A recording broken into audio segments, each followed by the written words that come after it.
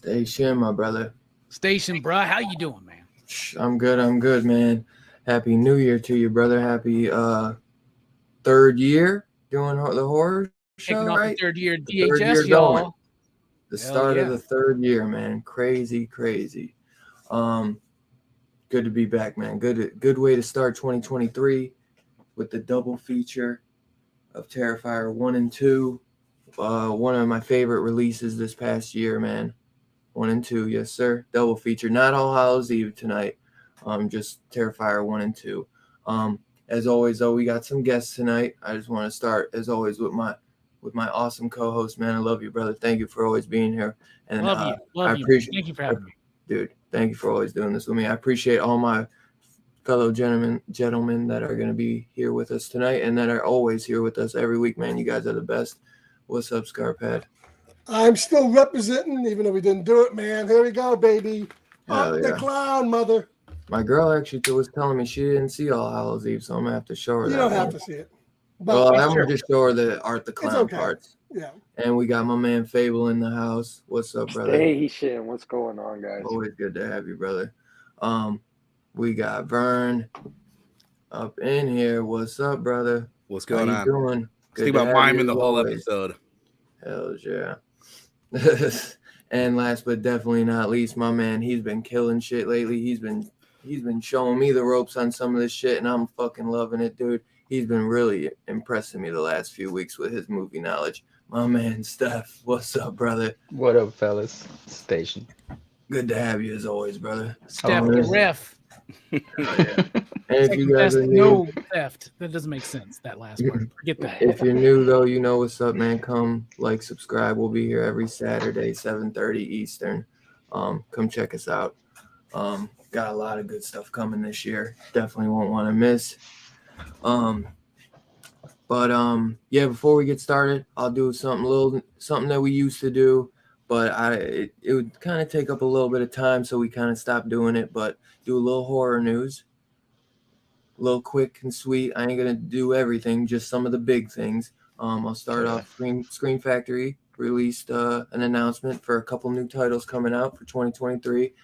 A Blu-ray for Dr. Giggles, a Blu-ray for Razorback, which I'm really hyped for Razorback because that's a fun one. Which they actually did a remake called Boar on Shudder with Bill Moseley.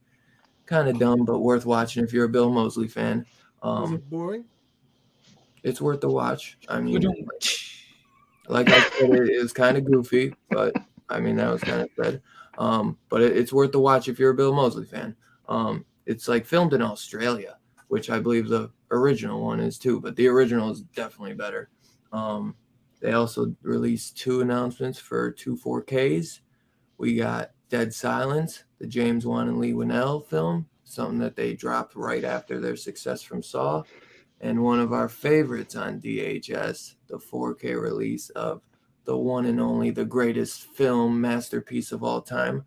Jeffrey Dahmer would concur. He was probably a fan. Or he was a fan. He was. Yeah. His favorite movie, right? The Exorcist 3 is getting a 4K, so I'm happy as hell to check The that greatest psychological thriller of the one out. 90s. Man, I can't do it like you. I was that's what I was trying to think. But yeah, so some good announcements for that. We got a new horror movie out in theaters, Megan from Blumhouse. Getting some pretty good reviews, I guess, on Rotten Tomatoes. On IMDb, it's at like a 6.6, I think. So I think they're a little bit more. Not even a 6.69, bro. See, they don't do it like us. Yeah, they don't do it like us. PG. Round it up. What else? Oh, we got 2 new. I don't know, 2. We got 1 trailer for the new Evil Dead Rise coming out, which I am so goddamn hyped for. I was a little iffy with it being without Bruce Campbell and them, but Sam Raimi and Bruce Campbell are both producing.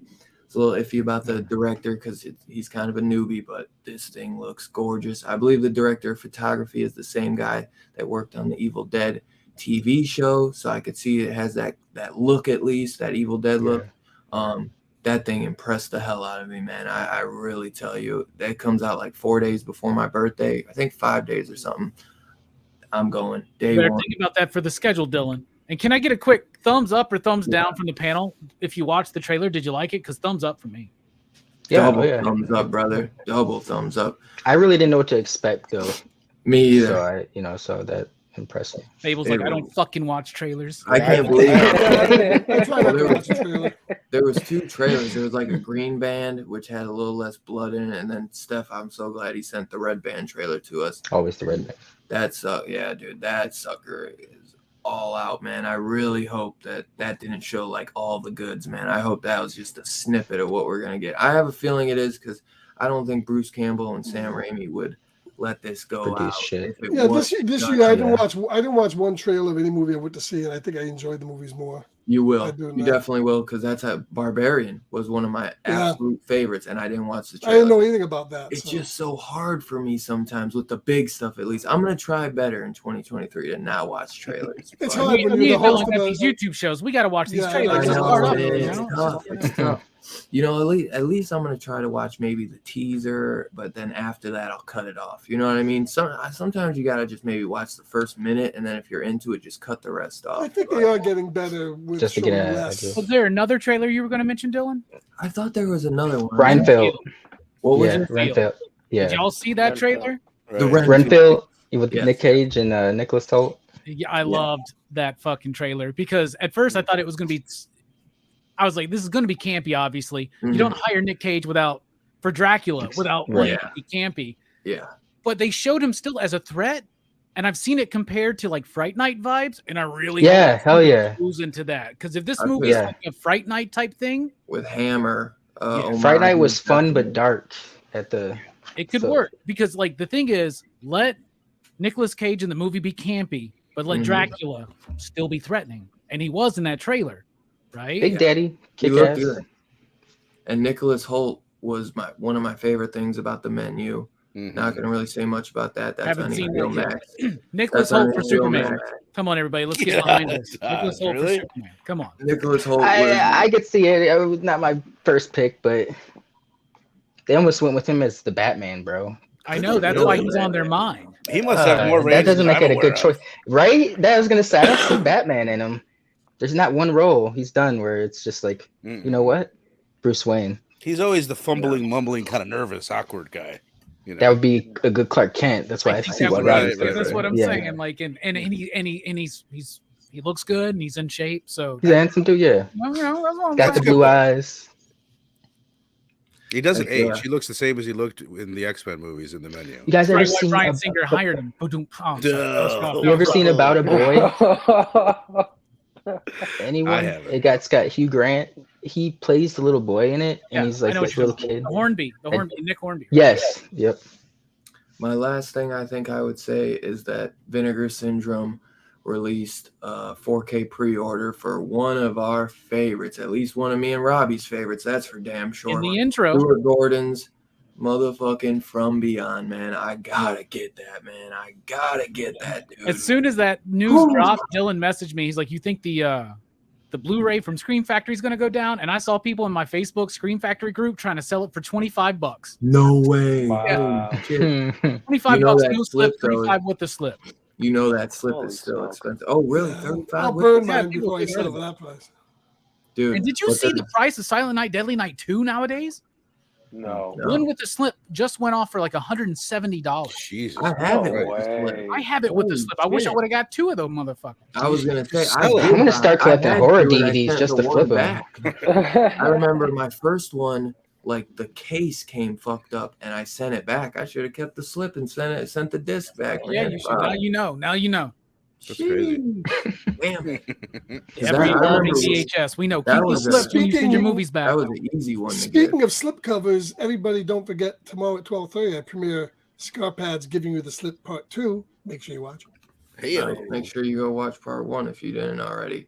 Yeah. But yeah, that's horror news this week from y'all. Dude, that's awesome. You did that in like 10 minutes. That was great. Hell That yeah. was great. Maybe even maybe like 7 even, because I did the with the intro, and then that's what I want to try to just keep it short, sweet, and just the big stuff. Because I remember before I was trying to do every single thing I heard. just the tip. Yeah, just the tip. Just the tip. Just the Right, tip. right on the We're cracking window. jokes tonight, y'all. This is going to be a good show. Hell yeah. So we are here to obviously review Terrifier 1 and 2. So we are going to start off with Terrifier, the first Terrifier. And before we do that, I'm going to do a little, obviously, Art the Clown got its success because Damien Leone was a part of a anthology film called All Hallows Eve, and it had Art the Clown played by a different guy at the time, and it all ended up working out for the best, I tell you.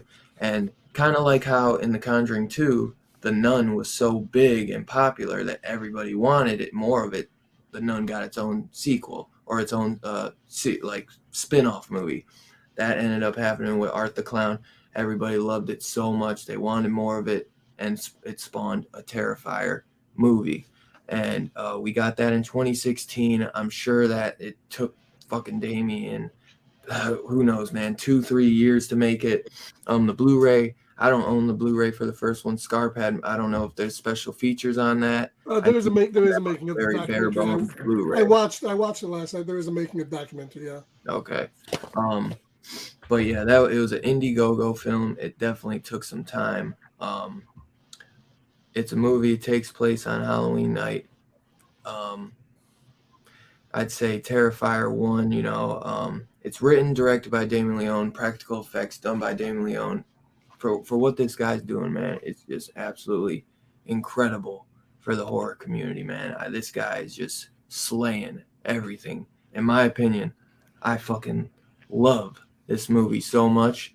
My only gripe would be that it doesn't really have an antagonist like the second one does. It doesn't really have a final girl in that way. Protagonist, right? But it doesn't say that like ruins it, where this one, it's just art. There's no hold bars. Art is just taking everyone out, kicking ass, taking names, and maybe chewing bubblegum at the same damn time, which when they live this Monday night. Go check it out. But dude, I just love the cinematography in this movie. I just love the shots in this. Art the Clown, we get a different guy from All Hallows Eve playing Art the Clown, David Howard Thornton, which, like I was saying, it was meant to be. This guy is absolutely incredible. He looks if you go back and watch All Hallows Eve, that guy looks good, but this guy is so much better. I guess the guy in All Hallows Eve, Well, not only looks, but performance-wise, didn't look as good. What was that? It's the performance too. That's what elevates the last two movies from the first one is that the Yeah. first guy looked okay, but there's no performance here. The Yeah. performance given and just the whole the Mannerisms way he and stuff. nails that part. Miming. The miming is really- a hard thing to pull off. No talking. Absolutely. Kane Hodder always says it. He's like, people think, oh, because you don't have to speak, because you don't have to do it. Like, you know what I'm saying? He's like, they think, oh, it's just probably easy. It's like, it's actually a lot harder to be intimidating and work through the makeup and all that. And this guy, man, he just absolutely fucking nails it, man. There's a reason why Art the Clown has become the next big thing. And we don't get a lot of new slashers. And this slasher, he almost breaks all the rules, man. He doesn't have just a knife.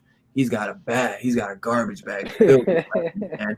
He uses a gun. You know what I mean? I love that. I love seeing him He's quick on the draw. with a goddamn pistol in his hand, just blowing heads off. The makeup is just absolutely crazy. Y'all know most don't scare me, man. But if I saw this motherfucker in person, man, I would be genuinely terrified. I'm scared of fucking pizza places now. That's so funny. He's like, you got me cleaning up the shit. The real smart, the guy who handles all There's the food. shit everywhere. Yeah. That was Dumb and Dumber. Yeah.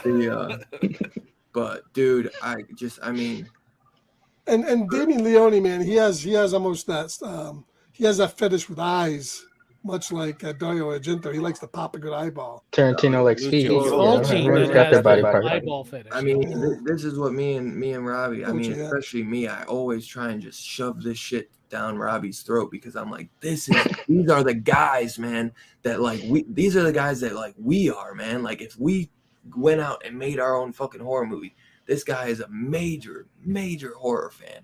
Going out, Yeah, doing you could all the definitely tell practical that. effects by himself.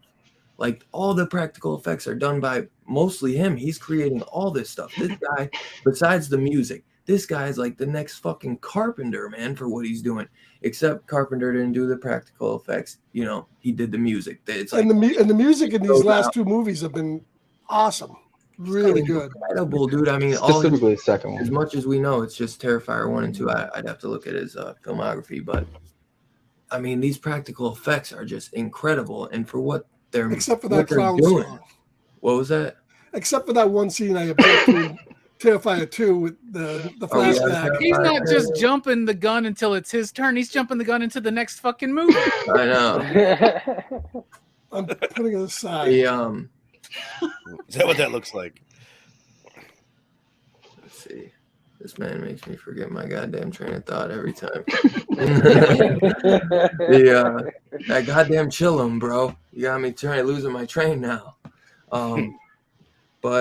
Yeah, man, dude, Damien Leone is just, I just love what he's doing, man. It gets me. You guys know, like with Adam Green, how hype I got. This guy is just giving me that vibe, man. And I cannot wait to see what he does. I mean, it seems like he's got maybe 3, 4, 5, like a few more of these Terrifiers in his pocket, like already planned, from especially watching the commentary on 2. I just absolutely love this movie. I think it's so good. It's at a good runtime. I know a lot of people are a little iffy on the second one's runtime, but that don't matter to me. This one's at 1 hour and 25 minutes. They had, what is this? How much money did they use to make this? There was how much money they had for 1 and Like 2. 250,000. It had this movie. The first one was made at $35,000. The first one didn't go in the theaters though. It probably went through like a film festival, I'm sure, but it never went to theaters. And I believe that's why it was a little bit tougher to make the second one, because he didn't really get a huge profit on it, I would say. I mean, it seems like worldwide gross, he made about $80,000, which I'm sure he could have maybe made more with Indiegogo and shit. But it's like mostly, I'm pretty sure he's getting the money and just making the movie, man, just for the fans. This is a passion project for this guy. This movie though is just incredible, man. Art the Clown is just so fucking creepy. He's just so iconic. That look, man, is just so good. And then this guy goes over the top with the kills, man. I mean, obviously we're gonna have to do favorite kills, but we all would say that the fucking kill where he's cutting the fucking chick down the fucking middle is absolutely nuts, man. I just every time I see what this guy does, he just goes over You know what I'm saying? The line's here and he's going way over it, bro. He's not doing what everyone is expecting to do. He's just going over the line, and I fucking love it, dude. This doesn't look like an independent film. This looks like a movie. In a way, I guess it does look like an independent film because what he's able to pull off, but the way it looks like he put millions of dollars into it. You would not think, oh, this was made with 35 grand. 35 fucking grand when they make movies with hundreds of millions of dollars and they look like dog shit. The CGI looks terrible. This is why we always say practical effects rule the fucking playground, man. Little bit of CGI and VFX goes a long, long way, man. This movie, though, just blew me away, man. I remember when I first saw it back in 2016, I was fucking blown away. I could not believe how incredible this movie was. And, I just have been obsessed with Art the Clown since, man, and I just cannot wait to see what he comes from here, man. This guy is just, like I said, man, nothing creeps me out, man, in horror. It is so hard. It is so hard to get me with that shit. And that's a big reason why I probably love it so much, because this shit, bro, just like the black lips, the fucking black in his teeth, the white face, the mind, like where he doesn't speak, you know, and that blonde chick is just sitting on him and just acting all nonchalant, like he's harmless. Like, girl, get the fuck away from him, dude. You are crazy. It didn't even matter if he was a clown. I wouldn't leave if anybody followed me to a pizza place. Like, and I like though that it is set on Halloween, where it's like it makes it more accessible for him to be out like that. Obviously, instead of it just being like he can be out in kind of the daylight, even though this is during the night. You know, he can be out. You know, it's not as big of a deal because it's Halloween night. But this movie is just great, man. Some of the characters in this, they're a little, you know, for it. That's where you can kind of see the independent filmmaking going, because the characters are a little light. You know, they're not as deep. I'd say the second one, they get a lot more into the character driven part. But this one, you know, they're throwaway characters. You know, the main character, you know, she kind of, it's almost like that Psycho thing where you think she's going to be the main character and then she kind of gets knocked off, and then her older sister comes in. It's not like halfway through, it's more, I'd say, like 3/4 of the way in, but it's still kind of that Psycho homage, I'd say, where you think it's this one girl, and then by the time the girl comes, her sister's already taken out. I could go all day. I fucking love this movie, though. I love this damn score in this. The Terrifier fucking, like, intro, or not intro, but, like, his theme in it is just absolutely great. I just love the iconic shots that you get with this guy, man. It's just so fucking good. The chick with the mauled face on the TV and shit, which actually, in the commentary, that scene where he's watching the TV actually goes back into the second one, because they both take place on the exact same Halloween night. This movie's just great, man. So damn good. Robbie, man, let's should we start with you, or should we start with Steph, man? We should start me. All right, let's see what you got to say, brother. Because I've heard some mixed reviews from you. I'm just gonna let everybody know ahead of time. I know how much people love these movies. I will probably be unpopular tonight, so I understand this, and I want to get this out of the way. I love when people love movies. Okay, so there you go. So I watched the first Terrifier movie for the first time this last October because of all the hype of Terrifier 2. I was really excited to check it out. I think Art the Clown looks incredibly fucking creepy. Okay, so I watched it the first time and I hated it. You know, like in living color. Like I hated it. It's an hour and a half. It feels so fucking long to me. Okay, so then I watched it again this week, and I told y'all last week I wasn't looking forward to it, but I was going to do it with an open mind, and I did. Y'all, I still fucking hated it. I did not like Terrifier. I'll tell you this. What I liked about it, Art the Clown, fucking amazing. An iconic look, an iconic performance, an iconic character. Y'all know I love some of the shittiest fucking Halloween, Friday the 13th, and Nightmare on Elm Street movies, okay? This is a Freddy Krueger. This is a Michael Myers. This is a Jason Voorhees. This is one of them. This is a Frankenstein monster, a Dracula, a Wolfman. This is one of those iconic characters, and the performance is very important. I haven't seen All Hallows Eve, that makes knowing it's a different dude doesn't make me encourage me to check it out. But I'll tell you this. I love Art the Clown in this movie. I like and love the music in the movie. I really love the music. This movie is less than an hour and a half, though, and it feels so goddamn long. Now, I appreciate that they're trying to do the Psycho thing where they're trying to subvert our expectations, but this movie doesn't have a sense of fun about it. It's super gory, and I know a lot of people like that movie, and we're talking about the first one. A lot of people like it because of how gory it is. I do too. I like that. That scene that's rough. That's rough to watch. That's rough to experience. And I love movies that push those boundaries. So I understand not necessarily the importance, but the place of this movie and the place for this movie in people's hearts, right? I don't know if that's the right thing. If people are really holding this movie into their heart, maybe you need to think about some things. But I like Damien Leone as a director. I think he gets better. We'll talk about that later. But as a special effects guy, he's great too, right? As a director, as a writer, this dude's not a good writer, right? And the problem to me is that he's got a movie that is tightly, well, the runtime seems like it should be tight, but the movie doesn't feel tight. It feels very long, and it goes on and on and on. And when you kill your main character off and you want to bring something, like if you're trying to do a Psycho, you got to have something be compelling to like move that forward. And it just kind of lacked that for me. So I get why people like the first Terrifier movie, but having watched it 2 times now, I do not like this movie. I think it's kind of whack, and it's because of the writing. It has nothing to do with the style or the approach. It's not too gross or gory. In fact, I've heard people call it torture porn. I wouldn't put it in that label, even though it's got that gnarly stuff. It isn't what people call torture porn. That's a whole different thing. Like Saw, Hostel, that's a whole different animal. This is more this is a slasher, right?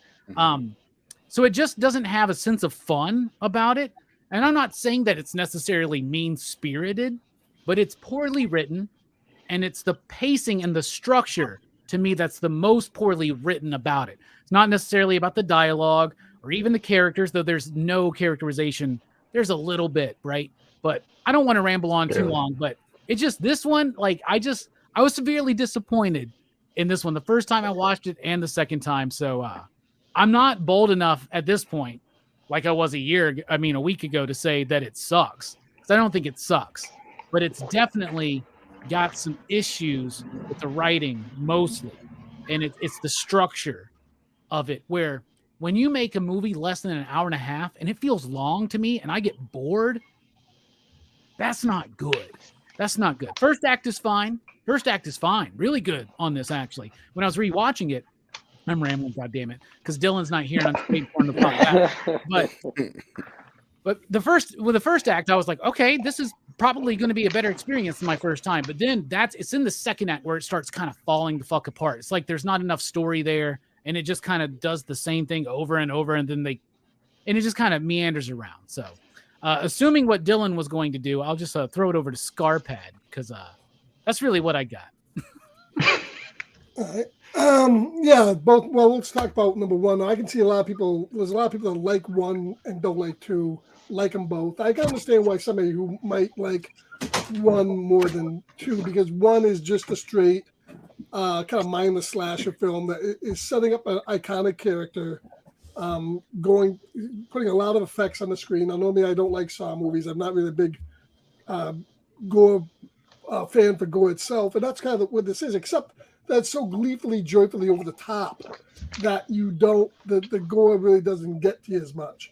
And I think the performance, the fun kind of comes in watching Thornton Howard's performance, because the way he reacts to the things going on around him and the people going on around him, that's the star. Those are the co-stars. They have weak protagonists in this movie, because everything is revolving around how Art the Clown reacts to what he does to those people, the before and the afters and the during. It's so fun to watch his miming and when he finds joy in things, that it's just kind of fun and over the top that way.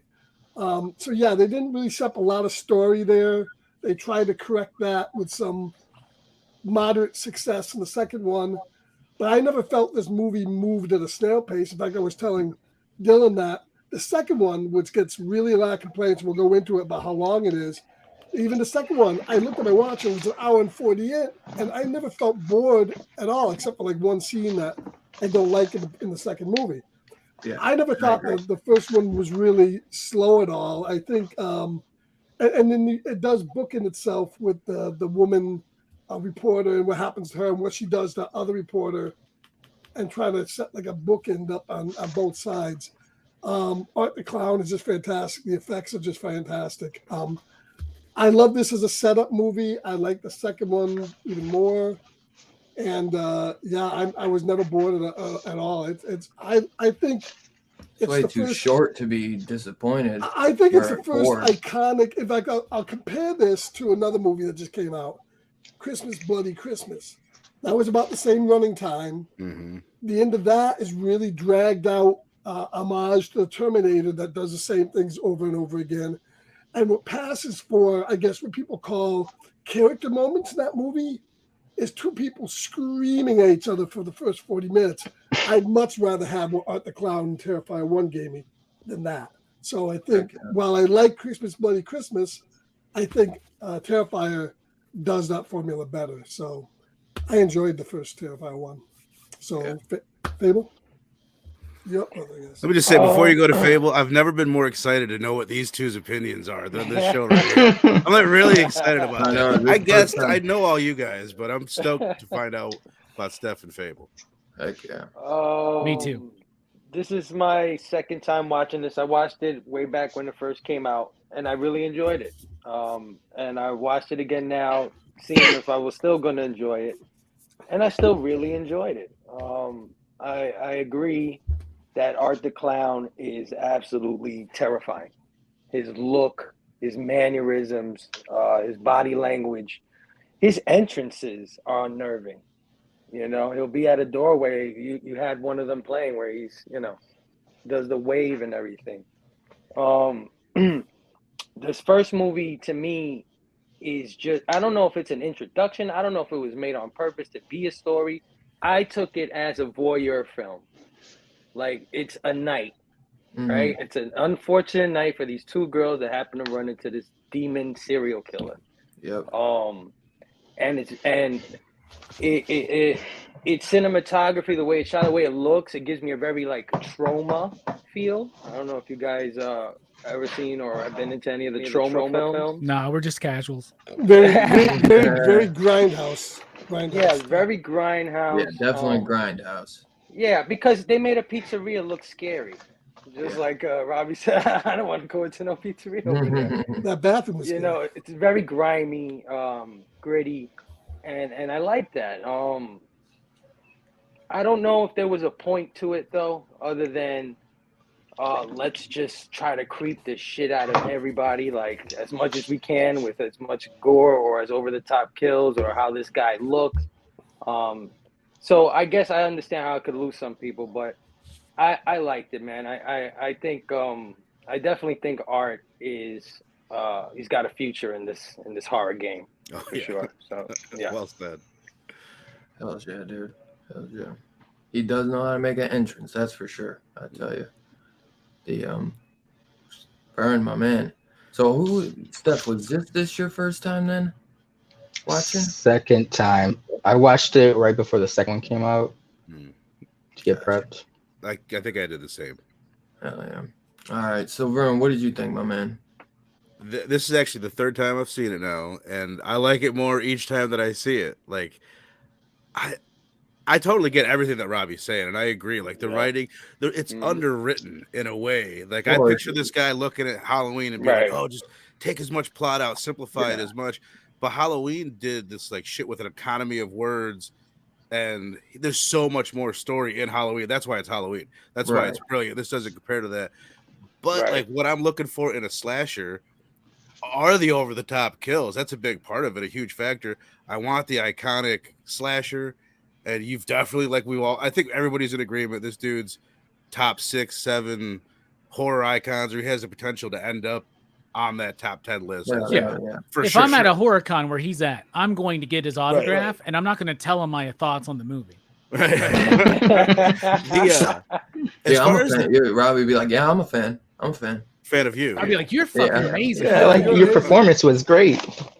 The movie. I think as far as the pacing goes, like I really disagree with Mr. Billups. Well, I mean, I guess it's not a disagreement. It's like I didn't experience the boredom. What I do enjoy, what I think is really, really well done, is the way he paced out what you see from Art. It opens with the Freddy style opening, like Freddy putting on his gloves, that kind of like him setting it up. The way he's not too menacing at first, then him being like the stalker in the pizza place. And when he pops up in the hotel after the girl takes the piss and he's standing there all bloody, it's like, I don't know. I really enjoyed the way they paced him out. And then you get that crazy, one of the best kills in horror history, like 45 minutes into the film. Like that was really good. The second half, I totally agree with you, Scarpad. Similar to Christmas, Bloody Christmas, but not nearly as drawn out and boring at the end. One of those like Quentin Tarantino type conversations. I'm not saying that it's like, but just where they're kind of conversating back and forth at the pizzeria and shit. You know, it's I do. Conversating. You think Christmas, Bloody Christmas is more redundant in the ending than totally? I think this has like sections to it where they move. Christmas, Bloody Christmas. It's the same scene for like 25 minutes. No. It's like it's kind of. I mean, I don't know. I mean, they're comparable. More realistic. That conversation in the pizzeria. I mean, it's all about art in that scene, man. Forget what even they're talking about. Like the guy is just sitting across from them, unnerving. Like, right. I do. I love that too. One of the best parts of the whole movie is that guy. The last thing he does before he gets killed is that he cleans up Art's shit and piss all over the bathroom. It's like if he'd have known, he'd just would have come out and be like, "All right, do me now, save me the trouble." But that dude had a really bad night. The thing I want to say about the Psycho twist and why I think it kind of sucks in this. It's like it's really pointless in this. It's like, oh, dude, I got this idea. We'll do Psycho, but they didn't. You never were attached to that character, and you're not. It doesn't work in Psycho for me either, by the way. Like, well, it kind of does because then you get attached to Norman. But the other two that come in Psycho, you're never attached to them. You're right. It is Norman, but see, this movie doesn't have that because you don't get into Art like you get into Norman. Norman was able to carry the second half of that film. What they should have done if they wanted to do something similar is maybe recast the best friend, kill the main, or when the sister comes in, you kill her, you cut her in half in front of the sister. And maybe kill the main character and have the best friend have a better personality. And if Damien would have been like, "Hey, Rock and Robbie, what can I do to this script?" I'd be like, "Add 2 more friends." Right. Add 2 more friends. Right. Some other shitty writing bits is we've got 2 people that get killed because someone called them on the phone, and then they show up into the movie out of nowhere and get killed. The owner of the building and the sister. That's redundant, but you can tell like this guy's never really written anything. So I forgive a lot of the writing in this. Oh, I get it. He's a guy that got famous off of the concept of Art the Clown. You know what I mean? Like he did that short story. I forget what it's called in All Hallows Eve, and he literally got famous because of that. And so his job was just kind of throwing some story and words around all these incredible kills. Right. You know what I mean? So, it feels more like an effects reel. Feels more like a portfolio. Like here's what I can do. Right. That's all. Well, I'm glad y'all like it. He definitely. I'm glad the majority of the horror community likes it. Part 2. A lot of it also hinges on your fear of this character. I would say too, because this character is just another guy with makeup on to you when you see him. And he doesn't really do it for you. It might be draggy and stuff, but if everything he does is like, whoa, this is like creeping me the fuck out. It's not even the fear for me. It's being into his performance and being like really impressed with the subtleties that he brings to the role. Like, you know, that's what I got. And as I said, go ahead, Robbie. Well, I was just gonna say part of that performance, like Dylan was saying, like everybody's favorite kill is gonna be the saw through the woman in half, right? When he just shoots the first main character, right? When he just shoots her and he's got this like, he's like so disappointed and sad and distraught that he had to like shoot her, that he didn't get to have fun with, you know? That's really great performance through that makeup. to me, that's part of the pacing as well of the reveal of who Art is. When he shoots her, that's in a way that's almost like a twist. You're like, whoa, fucking, you know what I mean? Like it really takes you off guard because you're not It's expecting gnarly, that. yeah. What I was going to say, though, is anybody who wants to see just how much these two movies, is buoyed by that performance by David Howard Thornton, I think his name is. Watch How Halsey, because that movie, the writing is a lot more in your face and not as good, and the Clown is nowhere near as interested. This dude really nails this, and if it didn't have him in it, it wouldn't be nearly what it is. Is it on Scarpad Plus? I would have watched it if it probably- was. I think it is. Yes. I definitely like Still what buffering. Nicholas Ray's saying though. Still buffering. Remember, convert automatically. Convert automatically is your friend. Anyways, It is on yours. It is on Scarpad. What? Wait, Oh, nice. no, never mind. I thought we were. I think it's on Tubi too. So. Watch the first one on Scarpad Plus. The Damien though definitely always has made it a point. Nicholas says that his films are not so much flashers, but gory horror. He wants to do the genre that was more exploitive and banned, which it's 100%. He definitely steps up his writing in the second one. But you can definitely have a story with We'll get to that. He's doing shit that that Hollywood won't let get put out, and I fucking respect the hell out of it. This is a mainstream horror film. I don't want to hear that shit. This is mainstream. It was in No, theaters. it's not. It was in theaters, man. I don't want to hear this. No, shit. Do you guys know where he was born?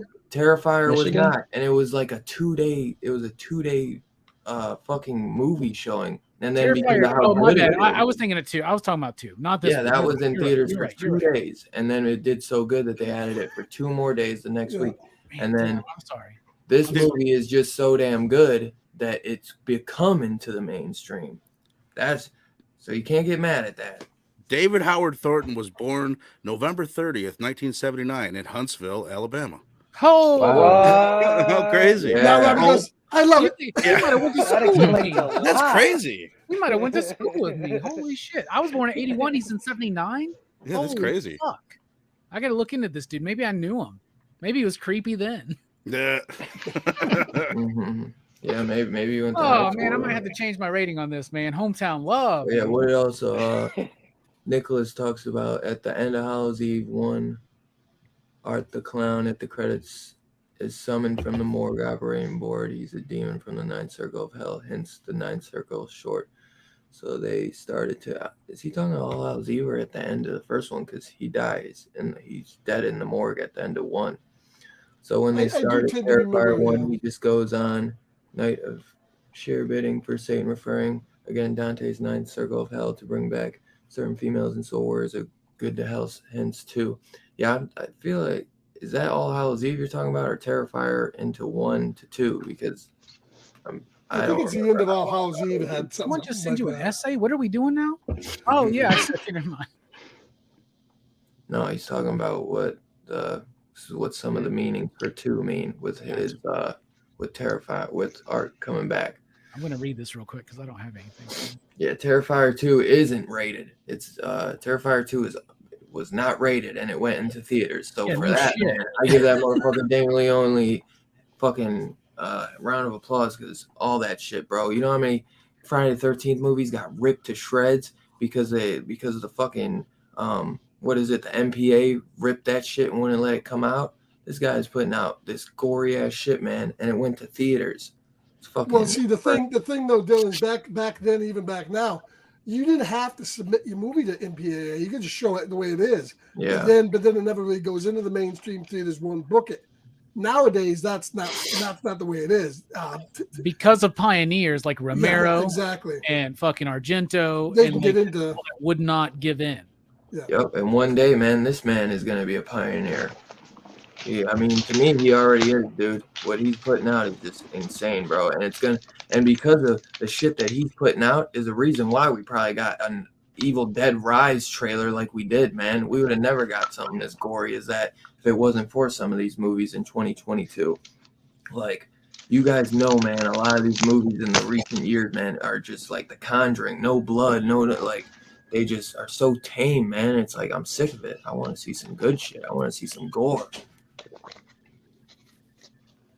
Steph, my man, what did you think of Terrifier, brother? let me just start by saying these are not generally my type of movies. It seems like the kills are thought of first, and it's like the characters are essentially just pieces of meat. How do we get from one kill to the next? Not to say that this doesn't excel in the genre or what it's going for, but it's not something that's on my radar. I wrote some quick bullet points of what I liked and disliked. I liked the atmosphere. It felt like a fever dream almost. It was very grimy and unnerving feeling throughout the entire film. I think that's what they're going for. That adds to Art the Clown's presence. Art the Clown, of course, we've all said it. Movie kind of hinges on him and his performance and the shit he does. I actually did like the final girl kill. It kind of gave me like Game of Thrones vibes, where I was like, oh shit, no one's safe, like. Definitely. But that also, I see what Robbie means, where it's like, the switch doesn't work is because they didn't, like, there's no characters, they're all just pieces of meat. So it's like when the older sister comes in, we haven't seen enough of her life or sub story to going on to really care about her coming in and finishing off the story. We're not, there's really no reason to root for her. Yeah, we're just like, oh, her roommates are fucking. Right. How we know about her? It's like, and we all know what that's like. You want to get out, like, God. No third wheeling, baby. But I think this, I respect it for what it does. The fact that it was a first-time director, a passion project that he's directed. I think he needs to hire like an editor. I don't know if he edited both films, but I think that's the problem. Dude, I wanted in to say both that, films. but I Is thought the that was too editing. insulting. But yeah, he needs he edited the first one, I know for sure. He needs an editor. God damn. Oh, yeah. I think he edited the second one as well. But yeah, he needs an editor that would help tighten up his film. There's a lot of lingering shots in both movies that are just kind of unnecessary. That doesn't really add anything. Just specifically the second one. We'll get into that. But I think he needs to hire an editor, and the acting was terrible. I've seen worse movies, but let's be honest, there were no, besides the dude playing Art the Clown, there was no good acting in this movie. The guy that ran the pizza shop. I was gonna say that too. Yeah, he was decent. Because it was Well, probably well, the real dude that owned that pizza shop. Right, it was the real dude. But overall, I didn't hate the movie. And I respect it for what it does. It was different. It was different, and I can respect the presence of Art the Clown and how he's became like a new modern horror icon. I'm glad you mentioned that about the editing, because there is script issues, but editing issues would have solved some of that as well. Yeah. So I'm glad you mentioned that, because I forgot that he was the editor as well. Yeah, he's so glad you mentioned it so he can have another thing to shit on. You want me to be honest, Dylan, or you want me to fucking I'm fluff? just fucking If with you want me to you. fluff, man, I'll send you the invoice. I think he could use an editor as well. I think being an editor, director, and writer producer is too much, but I don't think. And the gore effects and the special guy, effects. too, Horror yeah. effects is just But something he's doing that all being that. said, even though I think Yeah. an editor would help him, I don't think Takes him off on the load. I don't think him being the editor made any of these films not work or be bad. There's a couple It scenes could have that been he- tightened up for sure. Yeah. I think he could have tightened some stuff up in the second one, Editing. and we'll talk about that. But he's But I also don't- probably thinking my movies at like an hour and 20 with Right. credits and an hour 30, But I think Well, it's not editing just to save time. It's Yeah, editing right. to Right. set up Move the story certain along. moods Right. and things like Yeah. that. It's Right. not just to save time. Right. Thank you. What were you saying, Scarphead? yeah, I think as I said, an editor would help, but I don't think it would it detracted from either of these movies.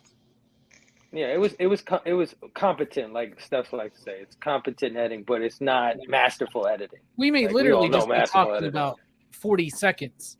You know what I'm saying? Yeah. Like, honestly, Yeah. Yeah. Yeah.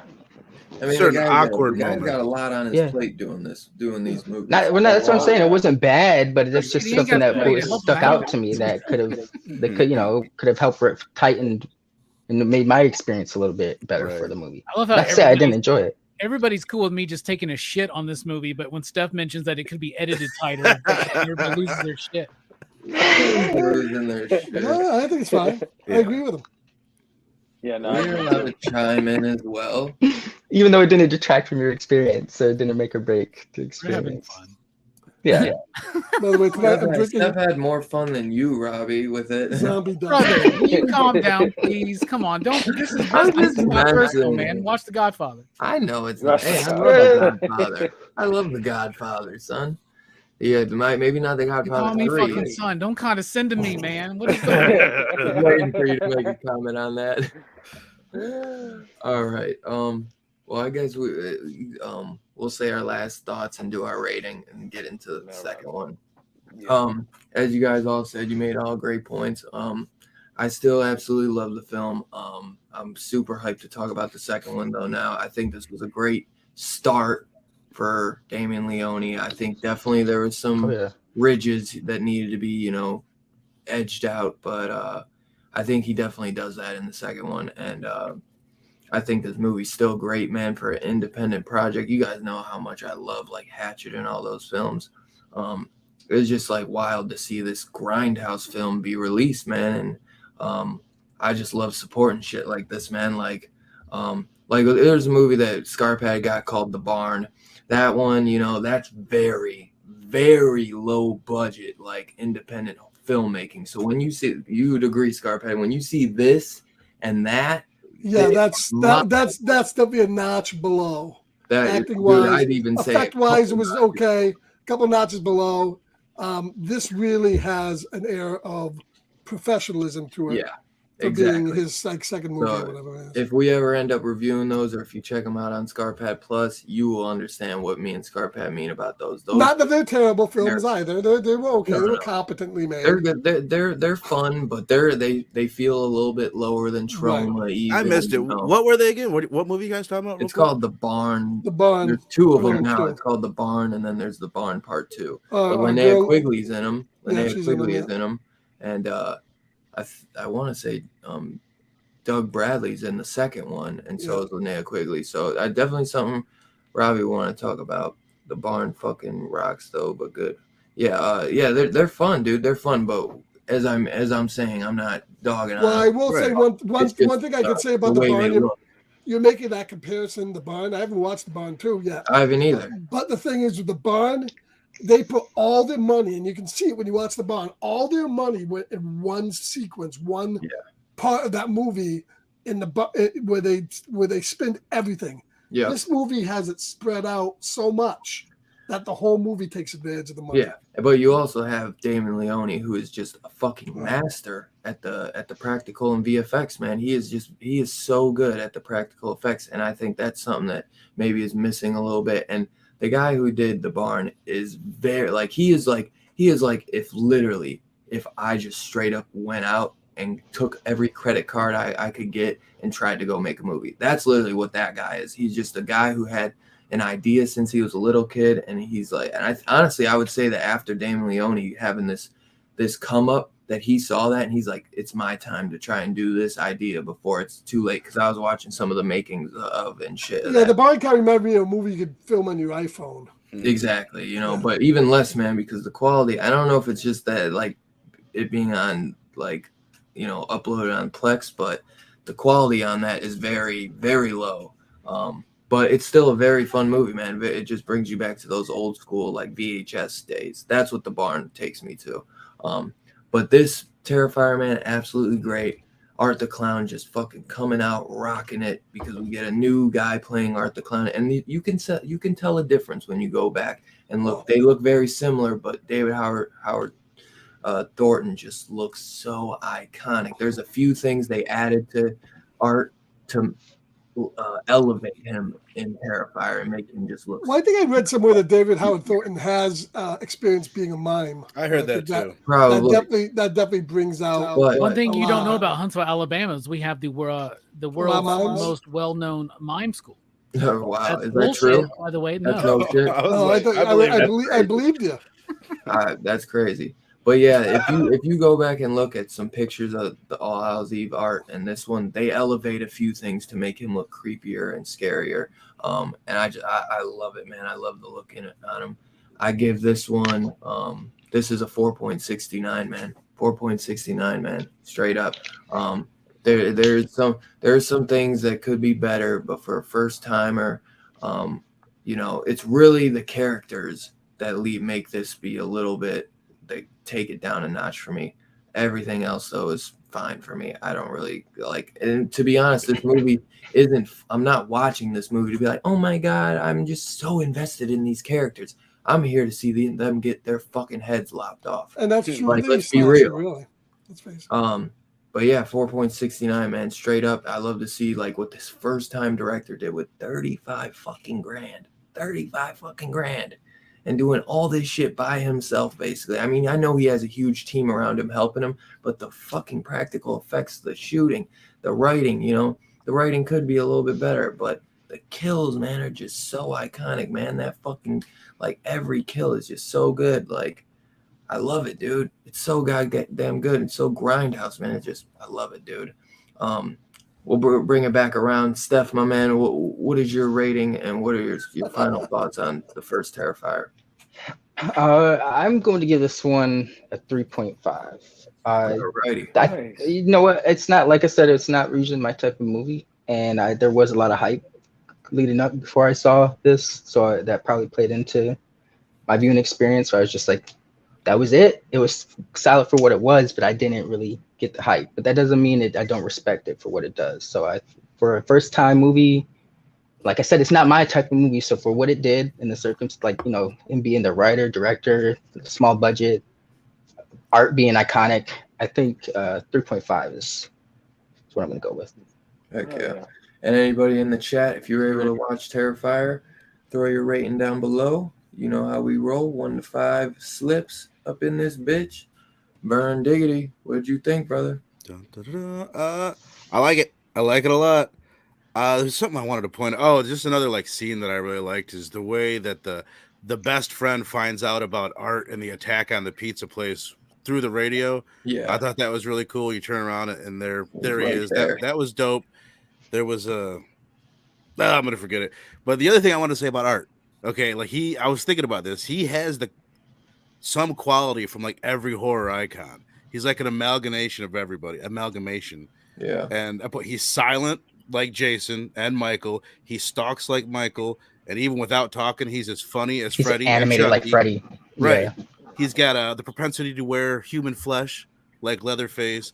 He's got the humanity of Ghostface in the same color scheme with his like the humanity. Like he texts like him. He's like kind of flopping around like him when he gets hit and shit. He's like has the unpredictability of the Joker, not horror, but you guys get it. It's chaos, and then the clowniness of Pennywise the clown. So he's like, and the other thing is, it's not like, clowns were hot, so let's just make a clown and we'll make a horror icon. Like, think about how many attempts at making a slasher icon there have been. Oh yeah, Hatchet and everybody. Like some people know some of these, but nobody in a long time has got as big as Art the Clown. So it's not like it's easy to do this. It's super difficult. He's probably also got mommy issues like Norman Bates. Oh, I would hope so. Real quick, speaking of scenes that stood out, I forgot to mention, I did particularly like the scene where he took the selfie with the best friend when she was. I just thought there was some humor in that. They should have came back to that and like showed us some likes and showed us some retweets and shit. Like, I wish that would have become a thing where people commenting on that thread, like, "Oh my god, what the fuck is this real?" Yeah, can anybody get a hold of them? That would have been cool. But I'll give it. They do say she's like, you got like 30 likes or something like that. Right. I'll give it a 4.0, and the points knocked off from everything you guys have pointed out. The acting is bad, the characters are bad, the writing is subpar in certain areas, but it gets bonus, like Dylan, you were mentioning, because of the budget. Like, that's a crazy low budget to make that good of a movie. Oh, yeah. 4.0. To make a presence that, respect. Heck yeah, brother. Hells yeah. Fable, my brother, what did you think? Yeah, man, I agree with almost what everybody said, man. Really, like, this movie, This movie is probably the best use of a budget I've ever seen. This and its sequel. I would have never guessed we're in the tens of thousands when we're talking about the budget of this movie. I've seen a lot of these Netflix scary movies. You know what I'm talking about? These CD movies probably had the same budget. Don't look nearly as good as Terrifier 1 and 2. I think Art is definitely he's scary. He's horrific. You see him, you go the other way. Period. And his performance is fantastic. The way the horror they go for in this movie is like a different kind of horror. It's like a horror where it's an anxiety horror, right? Like he's in the room, everybody knows he's scary except the people in the room. So you're like, Jesus, what's gonna happen here? This guy's unpredictable, right? And I love it for that. But yeah, it does have its problems here and there. But I'm gonna go with 4 slips for Terrifier 1. 4 slips, nice. Heck yeah, brother. Wow, you like it more than Silent Night, Deadly Night 4. Interesting. Obviously, come on. Not hard to do. Scarpad, my man. So Well- excited for these two. What's Oh your rating? man, I am excited. I tell you, but I would have. I'm even more excited for the Yeah, second I one. would have rated it higher had I not found out that it had a Huntsville mime in it, and I hate fucking Huntsville mimes. So, no, I'm only kidding. I love it. I think the first one is definitely a trendsetter. Building up Art the Clown as an iconic horror icon from this other movie. It's a series of great set pieces, especially with the biggest one being the girl being cut down the middle. I don't think there was anything even in the second one that topped that. Even though The best friend got pretty fucked up. the one scene got close because it showed the brutality and the evilness of Art the Clown. It wasn't drawn, it wasn't quick. It was drawn out. Right, but I think the kill in the first one still is the best one of the two. The money went into obviously the effects. The acting was horrible, a lot better in the second one. I loved it. I'm gonna give it 4 slips because I think there's definitely room for improvement. And I think it did improve, but I think for a first movie, compared to like a lot of the Shudder movies, this would probably be comparable to a lot of the Shudder movies, which are horrible. This was really, really a step up. No, it was. I thought it was even on Shudder for a long time. Yeah, but I'm just talking their original movies. Yeah. I think this was a great film, so definitely 4 for me. What was the piece, Robbie? Robbie for president. I'm not. Sorry, I didn't see the comment yet. I still got them because I like the Huntsville mime to the comments sometimes. Oh, okay. So what was your rating, Like Scarpad? Illinois 4? Nazis. What did you give the first one? Scarpad 4. I give it a 4, especially Everyone gave it a since it does wear some 80s bush in it. So Fuck You you, said by a- the way, what did- Scarpad. I still Scarpad didn't get bringing you. up You the said a 4? Huntsville Nazis. Fuck you, man. no.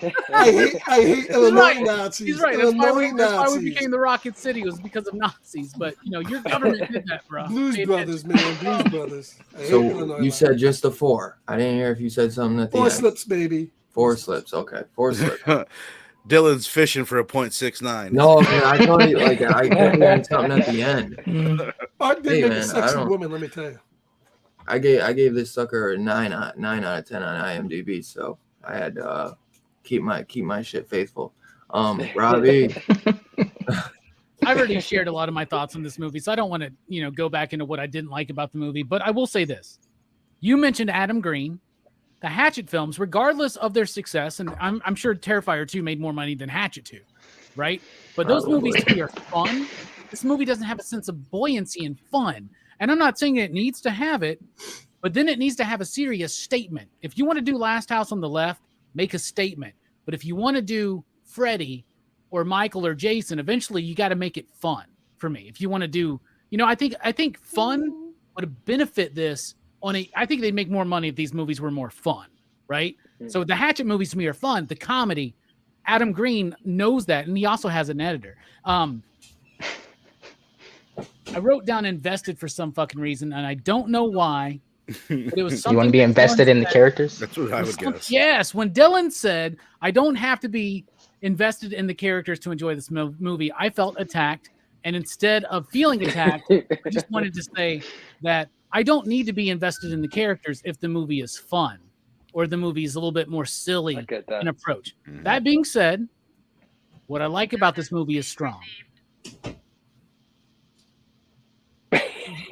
Somebody received something. All right, so I'll give it one one slip for the music, because I do like the music in this film. And I'll give it one slip for the performance. I'm giving it 2. 2 out of 5. Wow. Okay. Yeah, station. Hated it. Wow. Hey, That's good, bro. I'm surprised.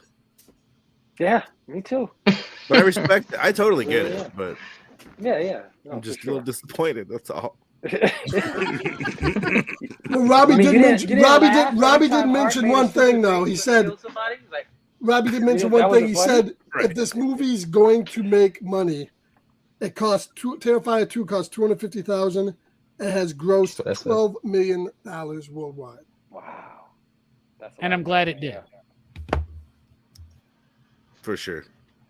So what was? Oh, I missed that. What was that for? He was pointing out the profit that part 2. I'm curious about the profit of 1, but Dylan said One, earlier it yeah. didn't get the release. So Profit don't mean shit. Blair Witch made a lot of money. A lot of people don't Right. like that movie, okay? yeah, I'm but sure he made streaming rights money though. There's money in that. Like There's streaming gotta that be first money movie. in- Yeah. Yeah. T-shirts yeah. too, man. Like they're Yeah, everywhere. all that. Action Memorabilia. figures. Merchandising. Yeah, Yeah, merchandising. I would get a 1/6. Damien Art Leone Crown. has stumbled into a cash fucking cow. Yeah. Like 100%. Yeah, he's good. Well, he put a lot of work into it though. You Get can't an deny editor? that. He earned Get it. an editor, at least a Yeah. co-writer. You're going to make more money as you go on. There's there's an interesting lore there. There's no reason why you can't. And even if the characters are pieces of meat, which in every horror movie the characters essentially are, there could still be some characterization, and they still get fucked over at the end. You know? Right. Yeah. Well, eventually we're going to talk about the second one, and I think there is improvement in the characterization. And that's what we're going to in be that talking second about one. here in just a Let's second. get into right? it, As soon as man. Dylan comes back. It wasn't the mom Anybody or the didn't teachers. know? Anybody didn't Wait, know? did he do the average? He didn't do the average. Didn't do. He's trying to calculate it right now. He's- It's I'm two. calculating it right Yeah. now. Robbie, I did the two. what did you give Terrifier? Who? You didn't review the second one yet. What did you give Terrifier? Who? Me? Yeah, my 2. girl wants to know. 2. A 2 out of 5. What the? Did you hear it? What the shit? He couldn't. He My couldn't girl believe said, it. "What is He wrong had with to you?" go. He had to go get it. I don't know because what's wrong with her. She's engaged to he couldn't Dylan. believe I his don't know. ears were so loud. Yeah, hey man. He had to go to the other room and go, come on in here. You got to hear what the guy just gave Terrifier. I can't believe it. I know. That's what I'm saying. I mean, she Yeah, is- listen to this. He gave it a 2. You got that part Where right. did she go? He fucking gave it a 2. Can Dylan you was, believe this Dylan shit? was like, I think it's going to be a 2.69, and I fucked with him. That's what happened. I fucked up his math. He doesn't know how to get a like 0.69 Silent Night, out of Deadly this. Night 4 more than Terrifier 1. Oh, God. I did. Robbie, you're ruining the average. The average score is 4.69. So maybe you made it perfect actually. Yeah. Is it really a Right. 4.69? I'm sorry, 3.69. I was I gonna was gonna be say, like, what the fuck? You need to call Yo. Texas Instruments right now and be like, I don't even, do people even So buy I was on it. I was the closest to the average. I like Yeah, that. yeah. That's nice. That was a good man. conversation. It was. I Yeah, knew it this was. would be. Yeah. We'll be talking about Yeah, Terrifier 2 4. as soon as Dylan gets back in Any to minute tell now. us that we're talking about Terrifier 2 and give us Oh. his initial thoughts. I'll go My ahead and let you favorite. know. He fucking loves this movie. He thinks it's amazing. One of the best that's ever been done. He thinks it's profound. He thinks it's making a very solid statement on society as well. And he loves all of character. the characters. And Dylan, Sorry, my girl was leaving. She wanted left to know because what you Robbie thought about stole her. 2, but I didn't want you to spoil like- everyone. I didn't know your friends hated Terrifier so fucking much. I'm out of here, bruh. No, I told her everyone else loves it but you. It's true. But no, she wanted to know what you thought of 2 mainly, but I told her we are just getting into it now. Well, now she knows how I felt when she was talking about how great Scream 5 was. So Yeah, she loves that one. can't So do wait I, to meet though. her. Hey, come on. No, I'm serious. That's gonna be a fun night, man. Hell yeah. Well, I know I can't wait for the 6th one to come out so me and her can go see it together. Hell yeah. That was a fun theater experience to go do with her. So Zach gave it a 4.69 split women. The Crash Dash I like gave the first one 3.5, and he gave part 2 4.5. I'll just say that because that'll probably be so far down by the time we get to the ending of part 2. 3.5 from Kirby. 4.0 from my man Two Gun. And let's see, did anyone else say anything? And then Robbie downgraded it to 2.69. Is that true? Yeah, he's talking about the rating. An upgrade. Yeah. Oh, Yeah, yeah, upgrade. upgraded. I think he meant 3.69, where I downgraded the whatever. No, Okay. two So goddamn. yeah, that's what I thought. Okay, so we got a 4.69 from me, a 2 from Robbie, a 4 from Scarpad, a 4 from Fable, a 4 from Vern, and 3.5 from Steph, correct? Or 3.69, did he say? 3.5, right? 3.5. Yeah. 3.5. So that is an average score. I'd say a 4.269 because Robbie scored it right now.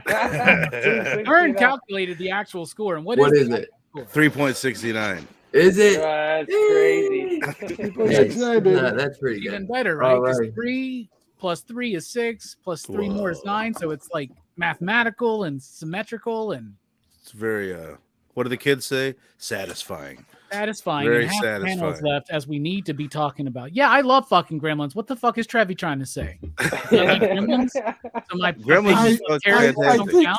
I think Gremlins he's is 5. I think he's alluding to the fact that it's more of a comedy than a horror. Who gives a shit? Just It's saying. scary. It's a Watch that comedy movie horror. I when- mean, watch that movie when you're 4. It's scary. Idle Hands, not as much a horror just because it's got comedic Oh yeah, we don't moments like and Evil shit, Dead 2 all of a sudden. yeah. Right, yeah, Army of the Dead. We don't like I'm Fright just saying Night. what he's saying. I'm not saying anything. But just to play devil's advocate, I believe I've heard you say, Mr. Billups, you do like 1 better because it is less fun. For me, the funniness takes away from the scary, and I would rather be scared in a horror movie. Fun Not doesn't the- necessarily mean funny. Wardrobe change. Terrifier doesn't scare me. We're ready. No. We're ready for part 2 now that Yeah, the he's- wardrobe. Oh my God, he, he actually had a wardrobe change, yo. Wardrobe. Yeah. I had to wear the black one because my Yeah. girl bought Celine me that Dion one. over here. Celine Dillon over here. Thank God he muted the He's camera. like Art the Clown. He snuck up on us. I didn't even see him. I love it. He almost Go for the redid that whole laundry scene. Oh, I love that. That was great. Dylan's just waiting for us to shut the fuck up. No, I was texting someone. So, Terrifier 2, man. So hyped to review this one with you guys, especially in this incredible Terrifier shirt that my shout out to my sister Jordan got this one for me. The black one I got from Taste. my beautiful fiance. Thank you as always. And yes, we got Terrifier Wow. 2 in the Different building, covers there. and we both got the 4Ks, baby. Scarpad and I don't fuck around when it comes to You guys this. have different Yeah, I would Cases? almost say Different watching slips, this different movie. slips. Okay, giving, yeah, I thought it was. You Well, I guys got have- different What is slips yours? on your thing. Yeah, let's get a Is look this at it. holographic? Here. Yeah, I didn't like this at first, but I kind of do like I it. have Yeah, that you got a slip different too. slip. I was gonna get Yeah, He's got Best Buy exclusive, right, Scarpad? right. Yeah, no, that's the Best Buy exclusive slip. Oh, they're doing exclusives on slips now? Yeah, no, Yeah. no. That's wild. Hold on. Just wait. Dylan put a Blu-ray. I like that one better. Dylan committed a cardinal sin. He put a Blu-ray slip on a 4K movie. I don't like this. I I don't don't like. con- I I don't don't like that. condone it. fucking- I I don't do not like the condone it. 4K. I don't like the It's kinda 4K boring thing on the top. compared to- I don't like I that. Yeah. I agree. Yeah, it's a This is terrible the slip. real Yeah. collector's That's edition. better.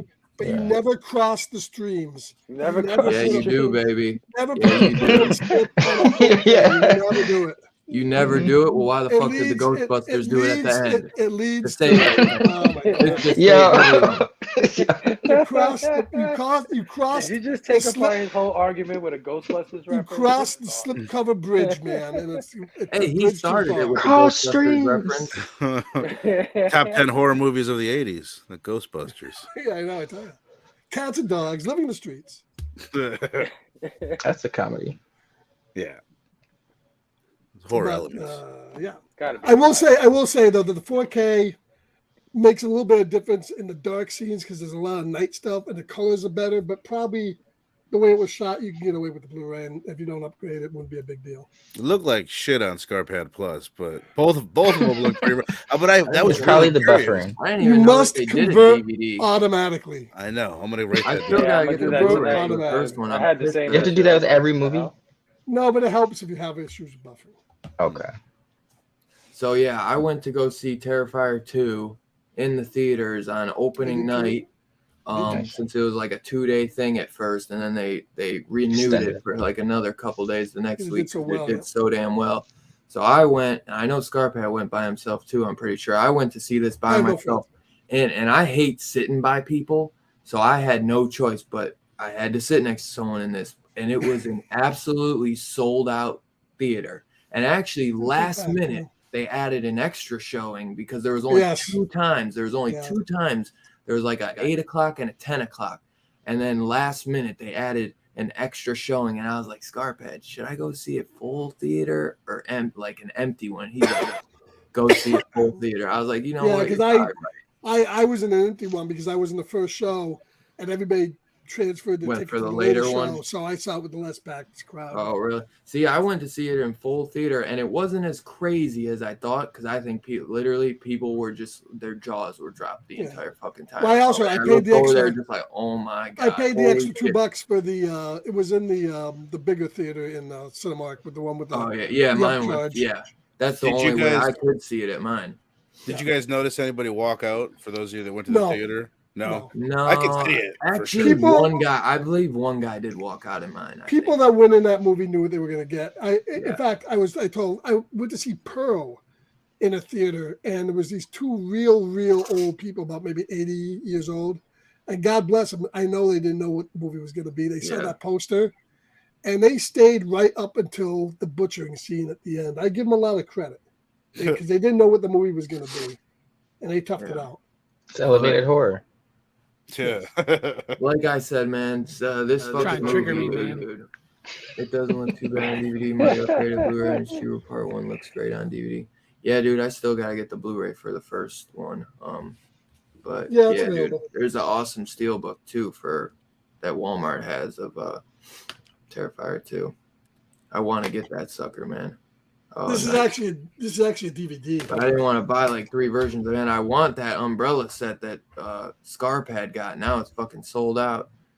It was hard for me because it was $100, man, for those 2 movies. I was like, dude, Well, I it was comes like with a VHS too, and all. I bunch know, of but when am I Oh, ever that's going to dope. watch the VHS? And this was $20. You know what I mean? So it's like 20 or 100. But you do get All Hallows Eve on it as well. But that was just a tough one for me. If I had more money, I would have easily got it. I mean, if you paid for it, you'd find no reason to watch it. You're like, you know what? I got Oh, this yeah. motherfucker. Well, no, it would have just went behind me and sat. Yeah. So, no, that's, when I get that set's coming out for my birthday, and I will be premiering it and opening it on the horror show, so you guys can take a look at it. nice. It's gonna be a Yeah, 45-minute session. It should be that long. So dude, I went to go see Terrifier 2 in the theaters, packed theater, and like I said, 2022, man, I had some incredible theater experiences, and this one was no other, man. It jumps right exactly where part 2 leaves off with the morgue guy, getting his fucking head beaten in, and Art the Clown coming back from the grave, being, resurrected by some demonic entity, which it is referred to as the Pale Girl, which Damien Leone says that he came up with this idea from some old I forget the movie exactly, but it was an old black and white film where this guy is like walking around with some kid that is like basically an evil entity. So that's what this was. I think this movie just is levels better than the first one. It ups the ante on the writing. It gives us an antagonist. It has a lot of, overlaying views going on behind it with the antagonist. What is her name again in this? Sienna. Sienna, and then all the stuff with with Art the Clown coming back. Basically, Art the Clown is the embodiment of evil in this, and she is supposed to be the embodiment of good. It's the old-fashioned good versus evil story, and I like that. It might not be the most well thought out thing, but it's like I like that Damien Leone is trying to do a little something other than just a straight grindhouse slasher, where he's trying to add some flavor, some mythology to it. background to it. Yeah, Well, he might, and he might be something connected to the father. He might be the father's creation because the father was a cartoonist and a drawer. I got confused with that. We'll talk about. You need to watch the commentary because I'll get into that right now, man. Nice. There's so much, man. Because there was one. We all say 2 hours 20 minutes, so long. There was only one part that me and Scarp had really said we didn't like, and that was the dream sequence, which he talks about as a huge part in this movie with Sienna, where everyone is taking all these presents and eating everything they get from Art the Clown, and this is like her part of proving that she is good, and it's like almost like a test from the good guys, from the heavens, and it you see that sword get caught on fire, and that's kind of the little testament that this is the only thing that can kill Art the Clown. Which is why when she gets stabbed with that sword, that's why she doesn't die. That cut kind of infuses her with power, and she's resurrected. Like There's Buffy. Buffy Xena. Yeah, I got the but she's got that that Viking look going on. That her dad created for her. So weird. Well, what he says, what Damien Leone says about the dad is that he is getting like visions and shit from the spiritual world about his daughter being the chosen one, because that's what she is. She's supposed to be like the chosen one, to be like one of the warriors, to be able to fight off the evil. And he gets almost like a tumor with this, with all these visions, and he starts going crazy and shit. And drawing all this shit. That's why he goes out and buys that and finds this sword for her, because he knows that is the weapon for her. And he starts doing all these visions, and it's making him go crazy, and that's why he becomes like abusive, and it starts like beating on his wife and stuff. That's why he has like such the down spiral towards the end. Even though he didn't. I thought it was getting vibes that he either was Art the Clown reincarnated, or he created art, or had something to do with that. No, it's not that, man. It's that the daughter was is supposed to be the chosen one, and that the father is the one that kind of feeds the breadcrumbs to her, and that's he leaves like the entrails that she is, because she gets that dream where she's at the clown cafe, and all these people are taking all these things from Art, and they're loving him, you know what I'm saying? But she's the only one sitting there like, no, fuck this dude. She's Terry, you know what I'm saying? And then she has to dig her hand into that Art Krispies, even all that pain. She has to go fight through all that pain just so that she can prove that she's like a warrior, and that she is willing to keep fighting and not just give up and die. And that little girl, he obviously will say it better than I will, because there's just so much. But that commentary is you're saying it better than the movie does. Yeah, hell yeah. I mean, yeah. Well, I think it's there, but you got to really pay attention to it. It is. Yeah, that excuse gets so old. No, I'm sorry. You're very right. The director if you have to learn that from the commentary, the director kind of fell at the job. It is underwritten now. And it's very underwritten. That little girl it shows is the first victim of Art the Clown that they never found. That's the demonic little girl. They show the news grab. Well, that's like them body but that's not that's just the evil taking the body, if anything. The This commentary, he keeps saying when he's talking, he keeps saying, he's like, I don't really want to tell you guys. He's like, I kind of want to leave it up to the fans, but then he continues on like kind of Right. telling you. Sounds But like he's it. like, he Yeah, keeps I saying mean, like, I want the fans to be able to come up with their own theories, but then he just literally Yeah. spills it all. Well, he Gives took. his I think he took a big step forward in trying to at least develop a story. I don't think he was Yeah. entirely successful. Absolutely.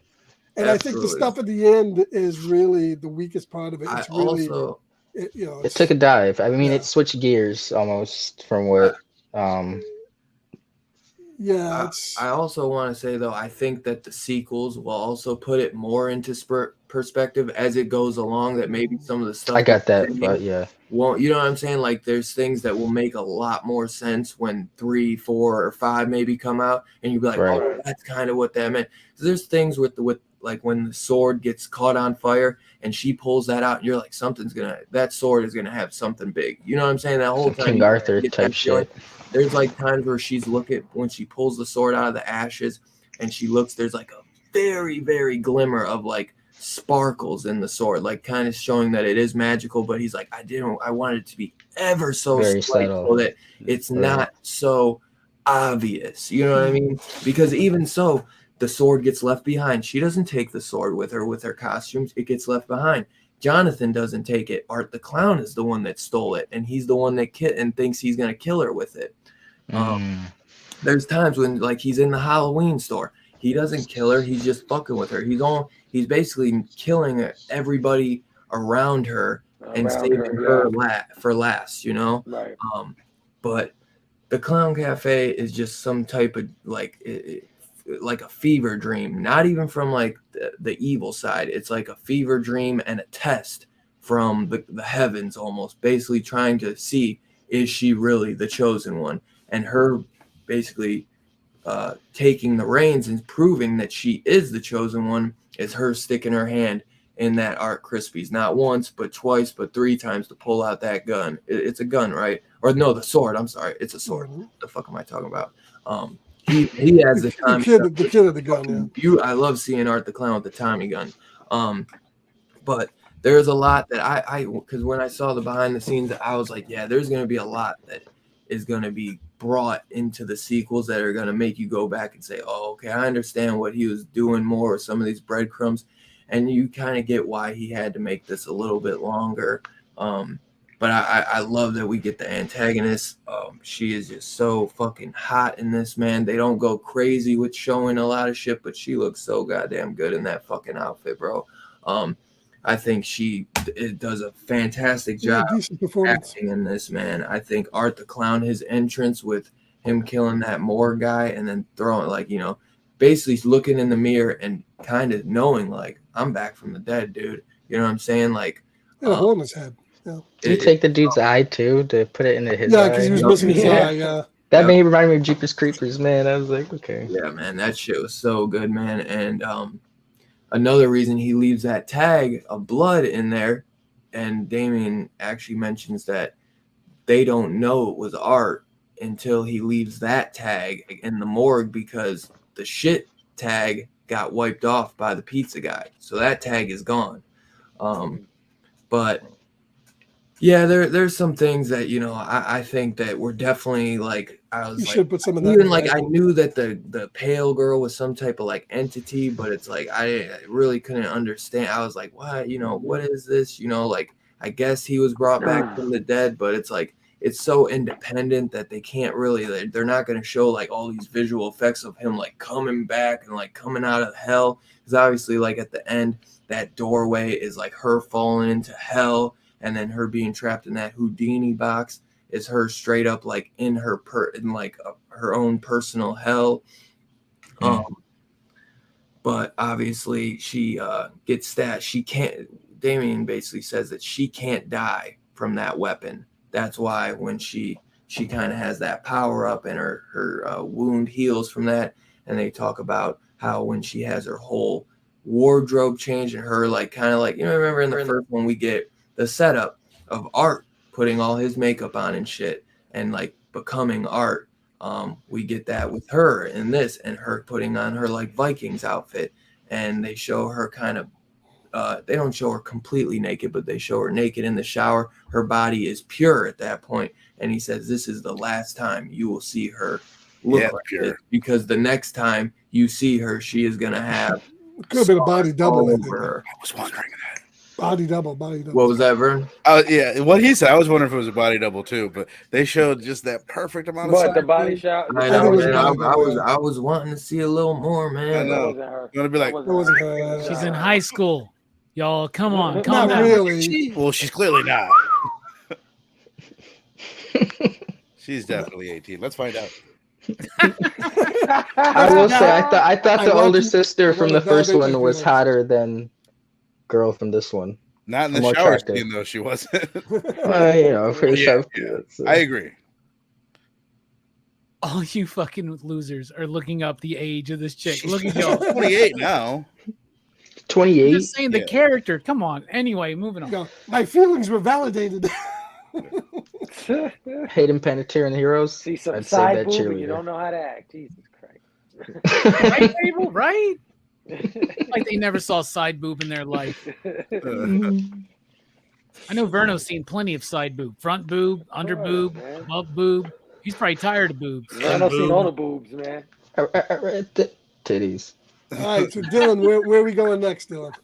Tough titties. So Yes. yeah, I like I said, I absolutely love the intro of Art in this when after he leaves the morgue. Like Art just has some fucking beautiful, just like insanely creepy, like intros out, and when he's just walking out of the morgue and you just get that straight. When I was in the theater, I was like, God damn, this is awesome. Then I love too that they actually give. He's covered in blood, and you know at one point you're like, well, he definitely kind of gets some wardrobe, like he gets clean at some point. I love that he goes to the cleaners and the laundromat and he cleans his clothes, butt ass naked, and then pale girl But there's comes. no way Tide is gonna get that clean. No way. And I guess he says Right? the pale girl show like kind of spraying all that like black shit goo out of her. That's kind of supposed to be an homage to The Exorcist, showing that she is like a demonic entity. Kind of like when Reagan was possessed, she would spout all that throw up and shit. This movie, though, is just absolutely fantastic. I think the practical effects are so fucking good. I mean, we start off with an insane banger of him fucking ripping the guy's fucking eyeballs out. He fucking smacks just rips his face in half and is just playing with the bodies, man. You get the freaking scene with the chick where the best friend that he kind of goes and stalks, where he actually stalks her with a van, which is kind of cool. I wish we could have saw him driving that van for a second. That would have been funny. What they do later on, they show him driving it. He goes to that chick's house, though, man, and just like gets himself a glass of water, man, and just chases her up to the room. And this is where this is the scene that is supposed to outrival the cut down the middle scene, where he straight scalps this chick, breaks her arm, rips it off, starts stabbing her in the back. Fucking Damien basically said that there was a Jack the Ripper murder that he saw from back in the day, and there was a chick laying on a bed.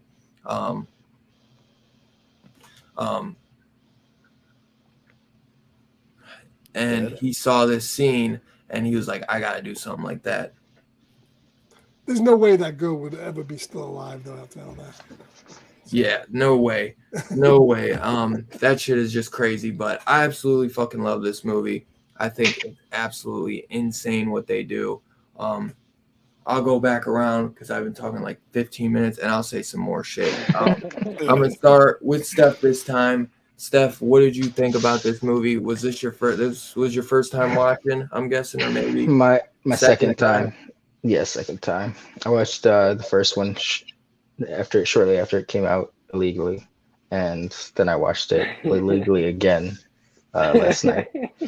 But I'll go over my bullet points. I liked the music. I dug the synth shit that they had kind of going on. It was more, what's the word?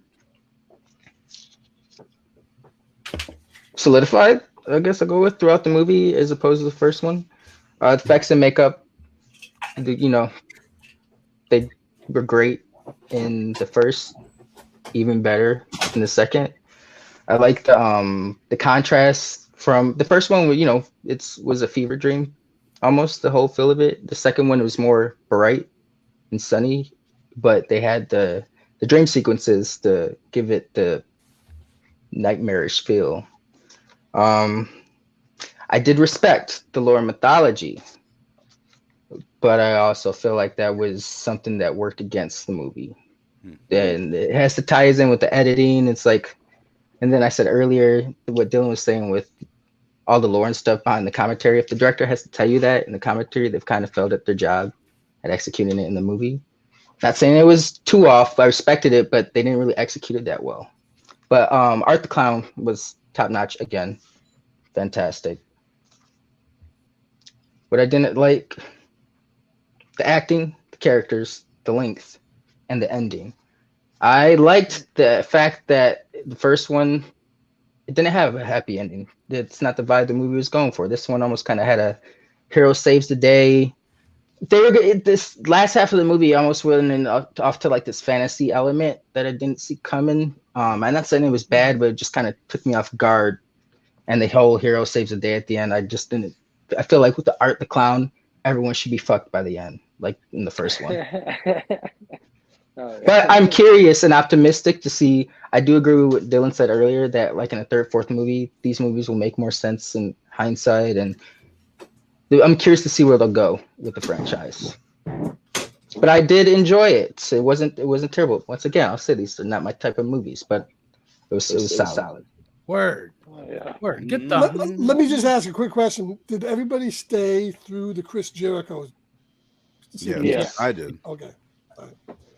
Best part. That was like a whole another scene. I don't even know why they added that after certain credits. They should have Well, just kept because that. They're like, let's get some more runtime going on. People love those days. Yeah. How long are Marvel movies? People love Art those. had to come back. And Art got born as a head. Yeah, Right, but I just don't, Smiling head. Ridiculous. Weird stretch. Verno, what did you Burn. think? I watched this 3 times now, dude. I ended up watching this one twice this week, which is crazy. It's The like first 8 time- hours of your life, bro. Yeah, no, Yeah, like I told you guys last You're week. getting the first better time and I better. watched, Instead of twice, now you're doing it. That's Dude, like almost Storm of the Century length. same thing I said about the last one. I like this one more each time that I've watched it, and I guess when you look at where the dude was in the first movie, like his writing, and know that this is not a writer, this is not a dude that's done a lot of movies.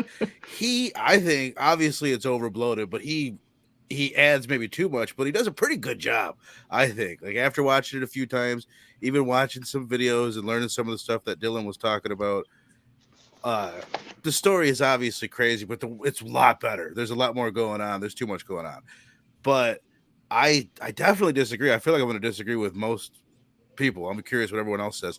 I think the acting is pretty fucking good, especially considering the budget. Like the main character, comparing it to the last one, everybody's better. The main character is better. The best friend is better than the ones that we had before. Bigger budget doesn't mean better Well, cast. But it worked though, in my opinion. I think the cast is like way I think better. the weakest actor was the kid. I think the weakest was the It was mom. the for me. adults. Yeah. The mom was terrible. She Well, can I just say though, the mom, yeah, everybody hates the mom, and she nailed that character because she wanted to be hated. I know screaming moms like that. That wasn't good acting. That's not Skylar from Breaking Bad, right? I don't think the problem's with the actress. I think the problem's with the writing for that kid. Yeah. I think What, it's you didn't like all her F-bombs? I think Like every F-bombs in this scene, movie. I found it believable. you guys nailed it with the editing, because like every scene, there's chunks of it where you're like, we don't need this. Like we The get dance it, we club get the scene. dynamics. And it's like, does it seem a little bit like, oh, I learned that I need to add character development, so I add too much? Yeah, but for me personally, especially the second and third time that I watched it, the family dynamic portion of it, like it did work. Like it added way too much to the runtime, but I was invested in it. When she's tripping on ecstasy and she tells her mom that she loves her and shit, like that moment, because of all what we got before it, like it worked for me. I was into that. You And don't so, trip on ecstasy, you roll on. I You know. you should Even know as that. I'm saying that, I'm like, But what about scenes like the car scene that stood out to me for like being need to be trimmed down or unnecessary? She's in the car with her car scene? friends. Or the boyfriend's driving them home from the rave or whatever, I and don't it's know, just dude. I get it. You that could whole have kind. cut all of them down. Like that's what I'm saying. It still worked for me, even though like I see the problems with it. Like it's editing. You could have done more with if it was written better. You could have got everything across in those scenes in half the time for most of them. But like I Right. said, I wasn't in a rush to get it done this week, and I enjoyed it, and I liked it. I love that scene at the end. And actually, I think the best friend, mark my words, I bet you'll see her in more movies than anybody else, Yeah, any she of the was younger really good. cast. The best friend. Yes, She's got I a agree. lot of charisma.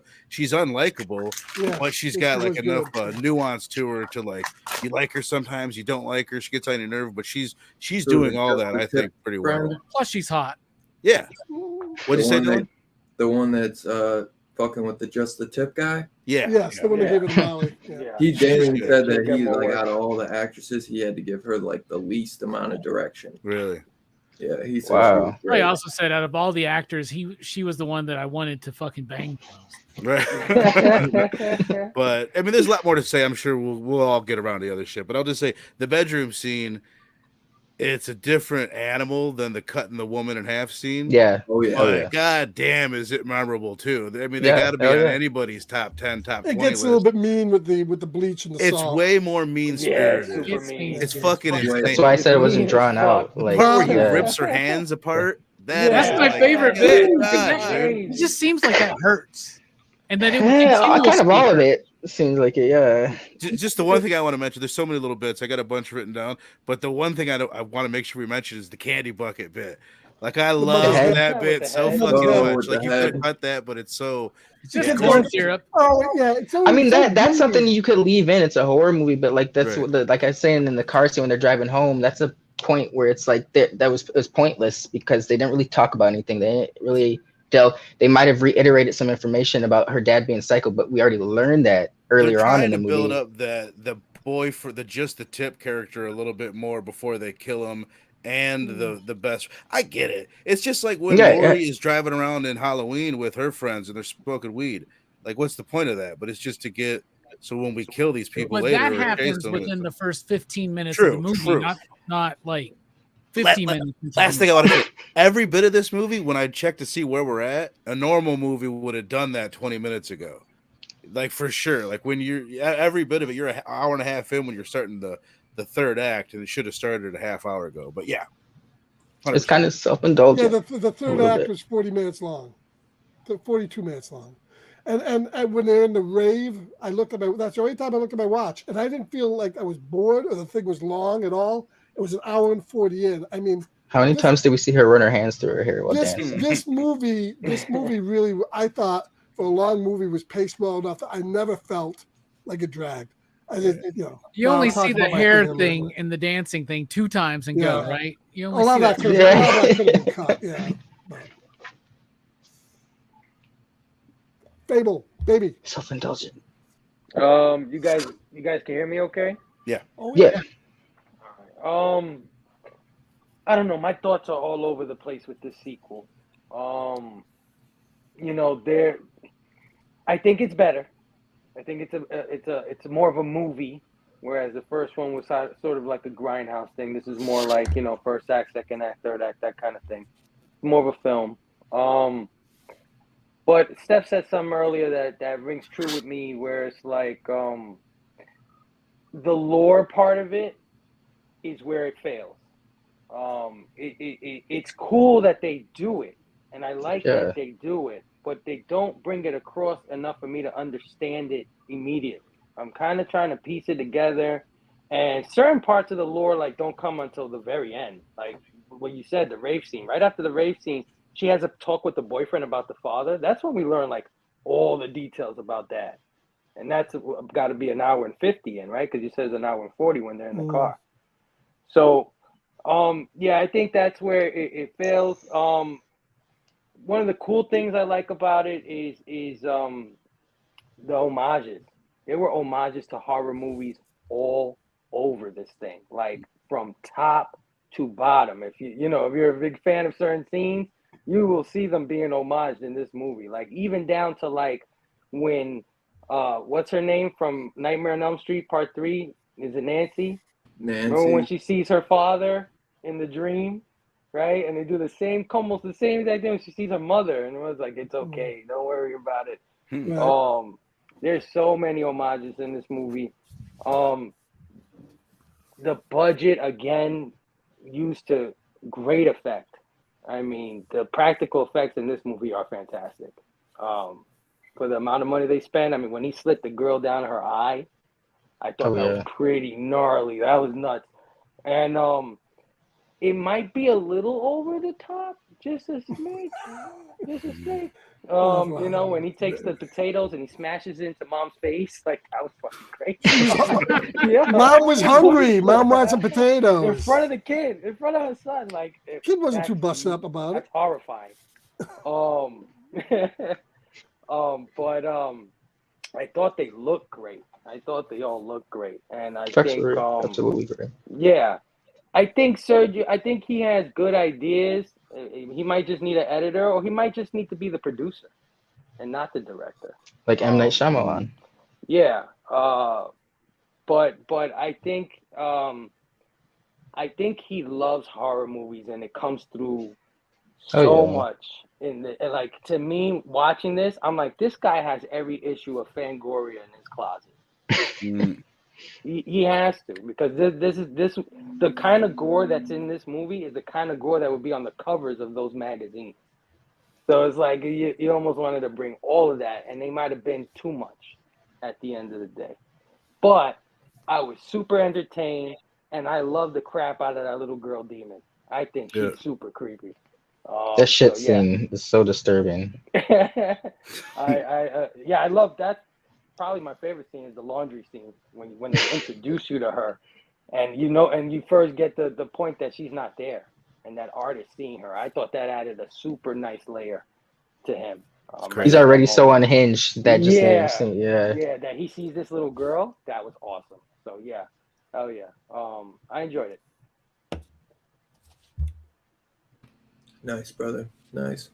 Scarpad. Oh, I loved it. Thanks, Everything is better in this movie. The music is better. The acting is better. The story is overreaching but better.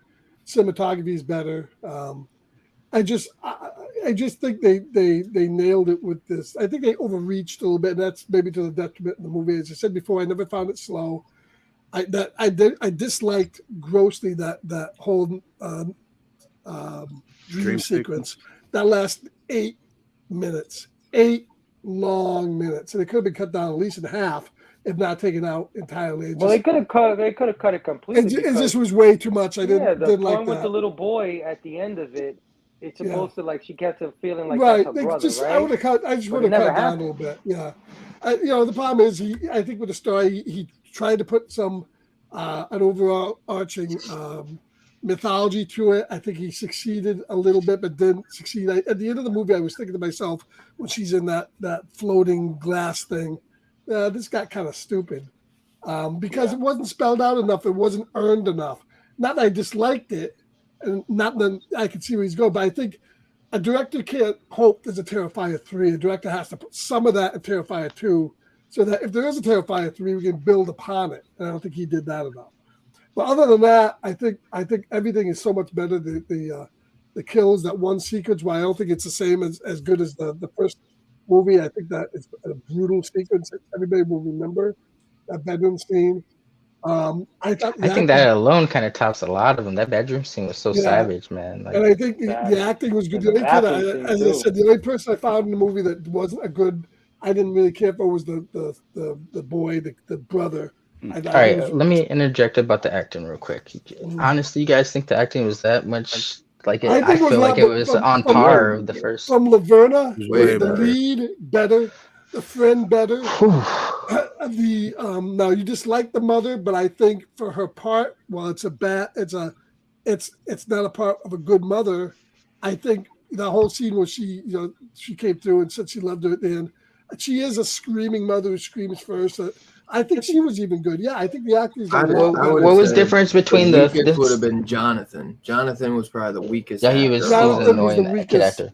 What was the difference between the main final girl and the second one though? What they were both kind of had the same vibe going on. That were the one that gets shot in the first one. I thought less is more. She had less dialogue and she had more emoting, and I think she just sold it. I think she Respect. was more Respect. believable than the first one. I didn't think the first one was horrible, but I thought overall the acting was not as good. But I thought the second one, every part was so much better.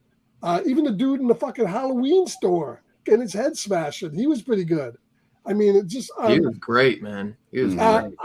everybody in this movie. Was he the first kill? No. I was gonna say That's the I more almost had the black guy be the first kill. They were like, we got to put a black man in this film. Yeah, we got to give me the quota, guys. Dude, I'm loving that Nicholas Ray, man, is on fire with some of this shit, man. He's been saying a lot of. When you said Nicholas, I was like, what the fuck did you just say? And I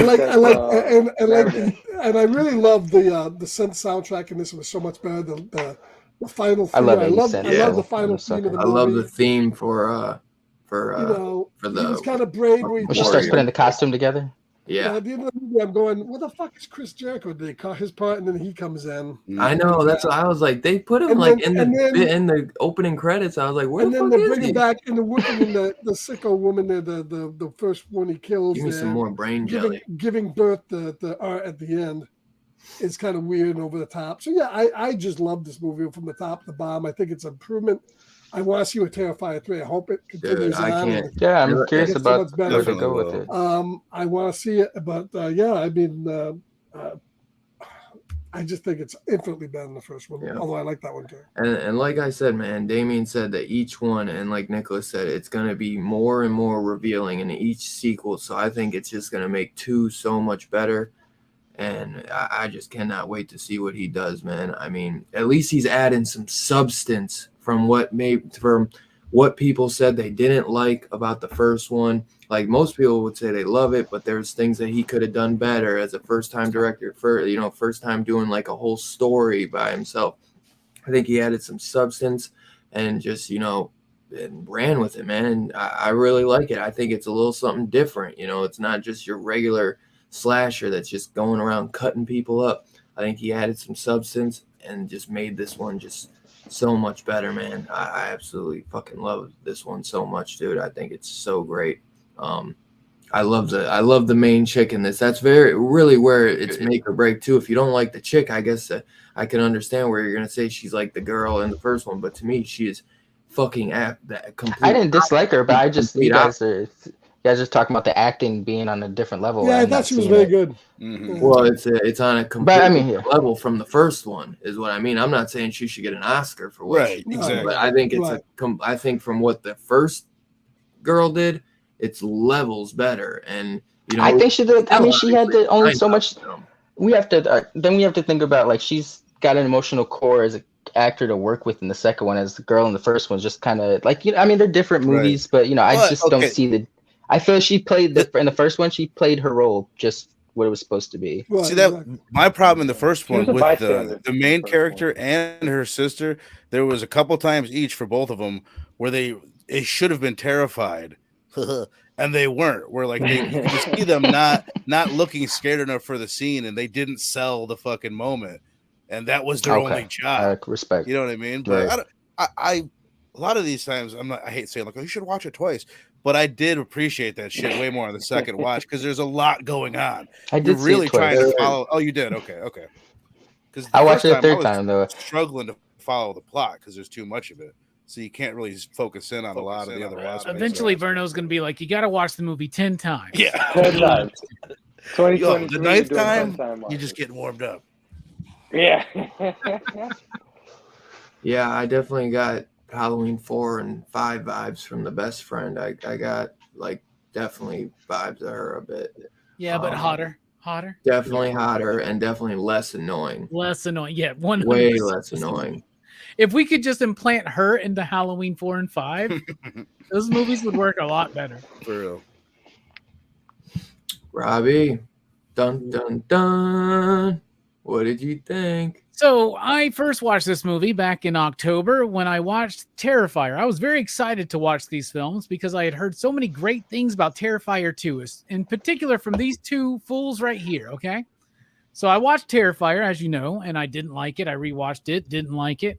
When I watched Terrifier 2 the first time, I actually watched it the same day that I watched Terrifier 1. It was a few hours later because I needed a reset. And I was like, all right, Terrifier I didn't like, but it had enough potential. Terrifier 2 must be banging. Especially for a movie that's almost 2.5 hours long. Almost I like as how long as Dylan's leaving. 2001: A Space Odyssey. Okay, I appreciate that you noticed that. Yeah, I like he leaves the comment up defending the movie. we take it seriously because we're here for 3 hours to talk about this shit. That's why. All right, here's the thing. On the rewatch, I had the lowest expectations on this film because I rewatched 1, did not like it, hated it. Rewatched 2, and I didn't hate it. I actually liked it a lot more than I did the last time. I fucking hated it the first time I watched it. It was like everything I hated about Terrifier 1, but longer. I was like, how do you make this longer?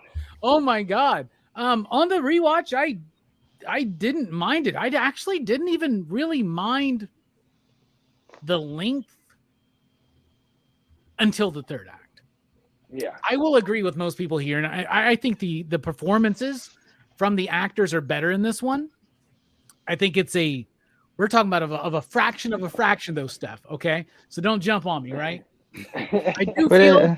I said I'm optimistic to see the future of the movies. Yeah. I gotta start just kissing ass. And Figure had asked that question, and yeah, I'm definitely interested in seeing part 3 because I think Damien, or is it Damien? Yeah, right? Yeah.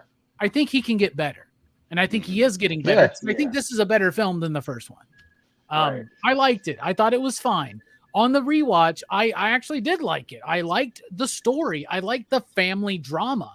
I like art a lot. I like the exploration and the building up of this idea that art, there's more to art than we can see, right? And there's the theme. There's more to art than we really see, even when it's sleazy ass shit like Terrifier and Terrifier 2, right? But as far as sleaze goes, like this movie is funner, right? Because the protagonist has more friends to get killed. They don't balance it very well, though, still, right? So the writing is still subpar. It's still underwritten because you could combine some of these elements, tighten up this fucking this script, right? One way to tighten up the length is, and I don't give a shit what it's setting up in Terrifier 5, that 10-minute long dream sequence has got to fucking go, man. It's got to fucking go. Like, agreed. This is the problem sometimes when you go independent, and I love it. I love it when people go independent, but that means sometimes there's nobody to say no. Like, bro, cut that out. This movie's already, like, this movie could work at 1 hour and 50 even, I think. I think it could be tightened up. I'll go back to what Steph was saying about needing an editor, right? Did he edit this one himself? Right? I don't know if he did, but he needs an editor. He needs a writer, at least a co-writer, someone who's able to understand structure. The structure is all over the fucking place. The cinematography is better. The look of it is better. The performances are better. The story itself is better. I really do. I thought it was cheesy as shit. This whole dude with his fucking journal and his daughter and the cosplay and the fucking sword. I thought that shit was so fucking cheesy. And the first time I watched it, but I actually was on board for it this time. And yes, she's hot. You know, she's hot. Yeah. You know, people can be hot, and that's okay. I want to see her naked. She's my age too. No, there you go. It's funner than the first movie. The gore is crazy. It does go, like Fable said, way over the fucking top. Like, I know everybody loves the scene where they kill the fucking the most like fucking like I don't know, the most angelic character in the whole fucking movie, like the really good-natured fucking friend who gets killed in the most horrific way with the salt and the bleach and all that shit. Like, that is a little too much to the point where it gets cheesy. Here's the thing. If you want to do that, make a cheesy fucking movie. Don't try to make this epic fucking high fantasy in the midst of it, right? Like, so Damien still needs a writer, still needs an editor. But overall, I liked it more. Yeah, but if you didn't make it as gory, people would have been like, "What the fuck? This isn't like tamed it down." It's gorier than any fucking Halloween movie's been. Oh, you know what I'm saying? And I would say that this is What's the dude that does YouTube? He's like this dude with the beard. Was it Isawell or some shit like that? Does YouTube, right? He The said horror that, like, nerd. yeah, he's one of those horror nerd guys. Not the horror nerd. He's a guy that just whatever. Anyway, this one dude I saw was talking about how I don't even remember where I was going now. I got so fucking The gore over the topness of the bedroom scene. And he's yeah. Yeah, It became cheesy. Yeah, it becomes cheesy. And I guess what I want to say is this: if you want to do that, you got to have this element of this movie takes itself too seriously. That's what I want to say about both. That's what I want. You want some more comedic in it? Well, not that just it takes itself too seriously to go as over the top as it does with the fantasy. You guys know, if this was an Italian movie, first of all, it'd have worse dubbing, right?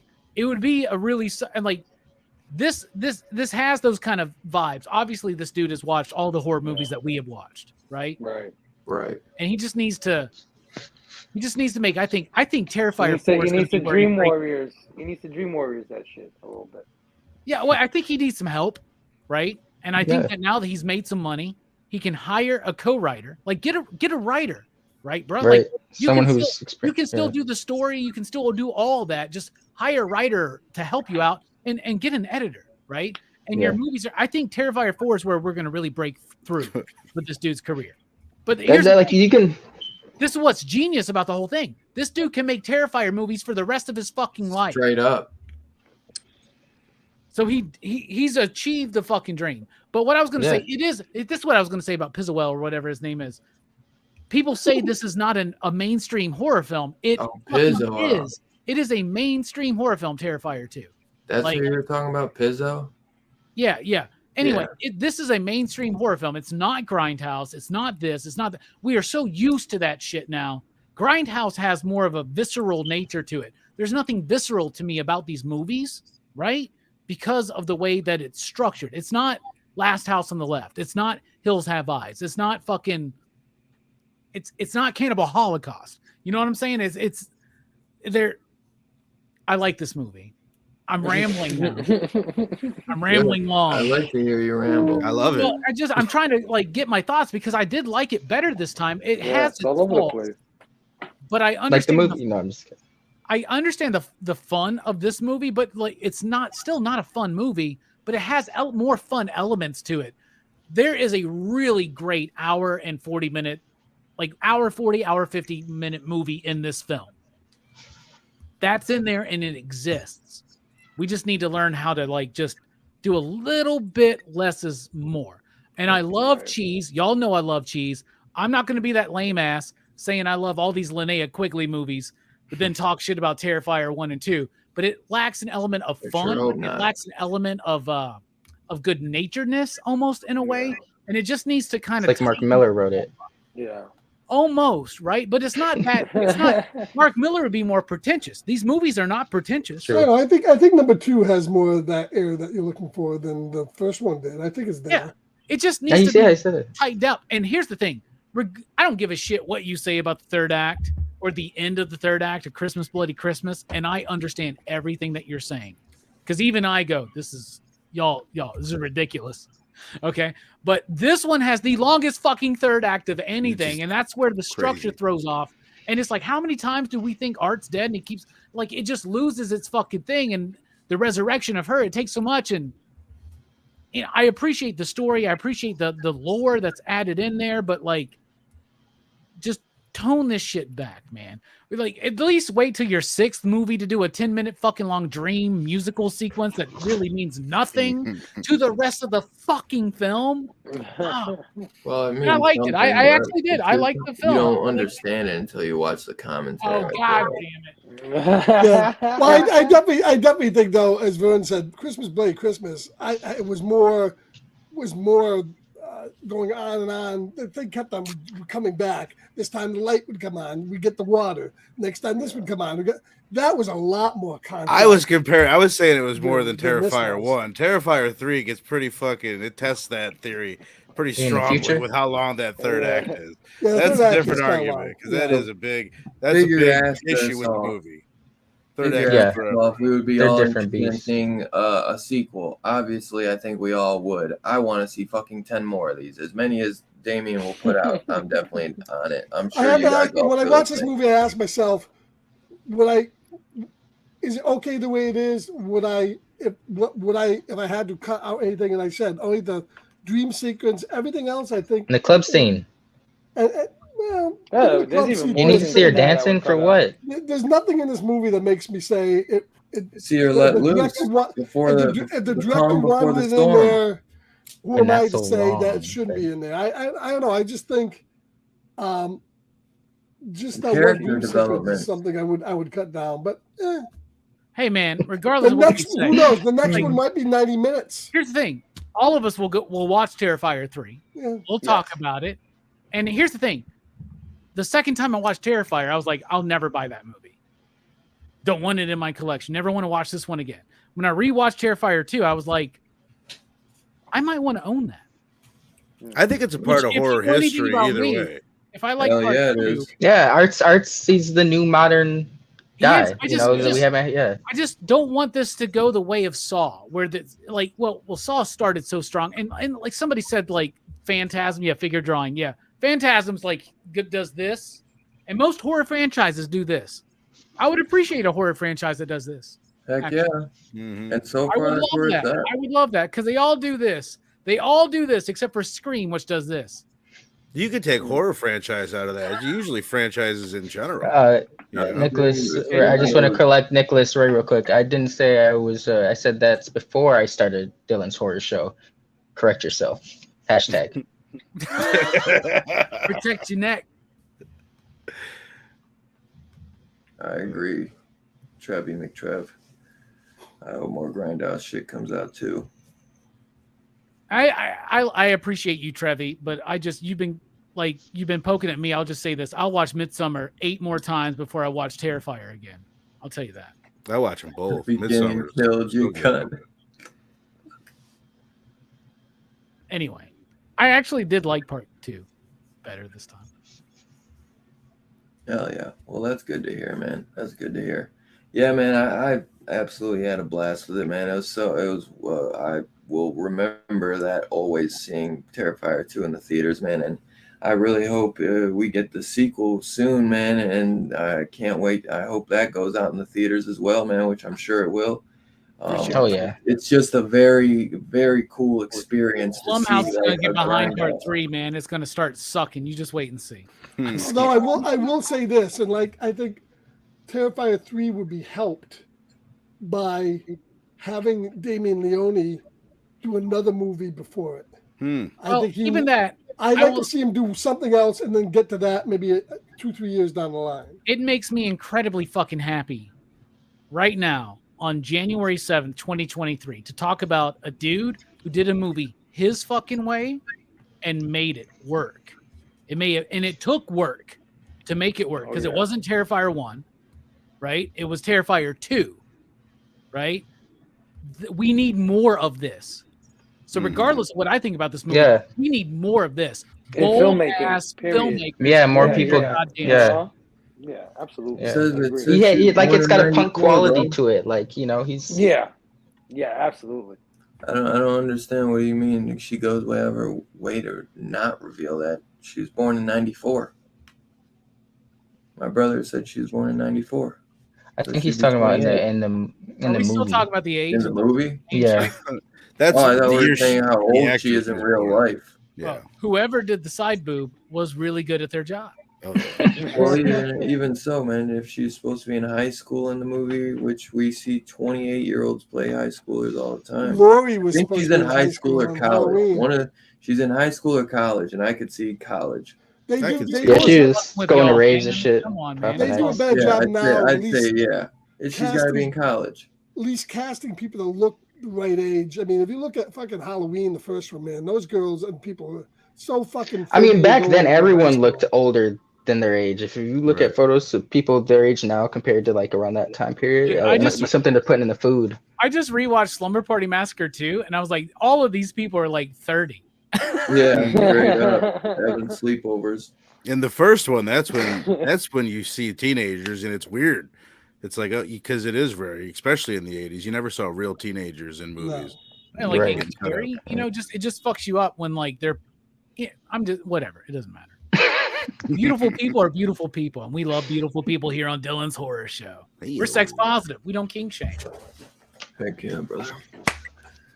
But yeah, man. Because Dylan guess loves to we'll- have sex with people dressed up in clown makeup. No, I don't. A good Well, clown that- fetish is healthy. Not that there's anything wrong with that. But I don't do that. It's a joke, Yeah, man. You should I have gone know. along with it. Okay. What about I it? don't understand I is like why that. people Wrong take with it it. such Clown offense makeup. if we don't. You guys don't like what I like. How dare you? Yeah. Yeah. How I like- dare you? Yeah, exactly. I like, don't kink shame. I like to have sex with women dressed up as clowns shitting all over the fucking floor. It happens. Nice. Hey, good for you, brother. I'll definitely shame you for that one. Yeah, I might not shame, but I'm not going to condone it. Like, that's damn it. exactly. I don't do that. I could agree that I don't art like is that. the next best. I've actually never tried that, so I don't know if I would like it. Right. None of us have. We shouldn't dog it. Maybe we should try it before we knock it. All right, might be a new kink. I want to write that down, actually. So hold on, I just want to ask Nicholas Ray, why is a 3.5 a disrespectful score? Huh? You haven't even gotten my opinion or my score on the second one, and apparently we don't get it yet. Jeff, let's calm this down. Let's breathe a little bit. It's a solid 7. Solid 7. Woosah. That means Yeah, it was a that's good movie. solid, especially that's solid. Yeah. I hate it when people spell my name with the Y, by the way. But I'm breathing. You know what gets me when people say Steph nickname, but they'll do STEPH. I'm like, you see, my name is STEF. Just do STEF. But I know I'm just fucking with you guys. Hey, take it down a notch, Stephanie, will you? Whoa there, Scarpad. We had put you on a retainer. Yeah, no shit. So we'll do some final thoughts and then we'll throw our rating in, I guess, unless there's anything else anyone. I feel like we're at that. How about favorite kill of the two movies? I like it. Add that in with your rating. I guess Okay. you could. Yeah. Yeah. Any last thoughts and your favorite kill from the last two movies? I'll start it off, man. And anybody in the chat, throw your rating down for Terrifier 2 down below. If you forgot to put it, if you didn't get a chance to tell us what your rating for the first one is, throw that down there as well. My rating for Terrifier 2 is a 5 straight up for a movie that's 2.5 hours long for a grindhouse slasher. I think this movie keeps me entertained the entire way through. The dream sequence was the only thing I felt was a little bit too long, but after watching the commentary, I understand what he was going for, and I respect it a lot more now, and it doesn't really bug me anymore. I just thought it was a little goofy at first and just kind of overdone, but I fuck with it, and I think this movie is just it's a lot better.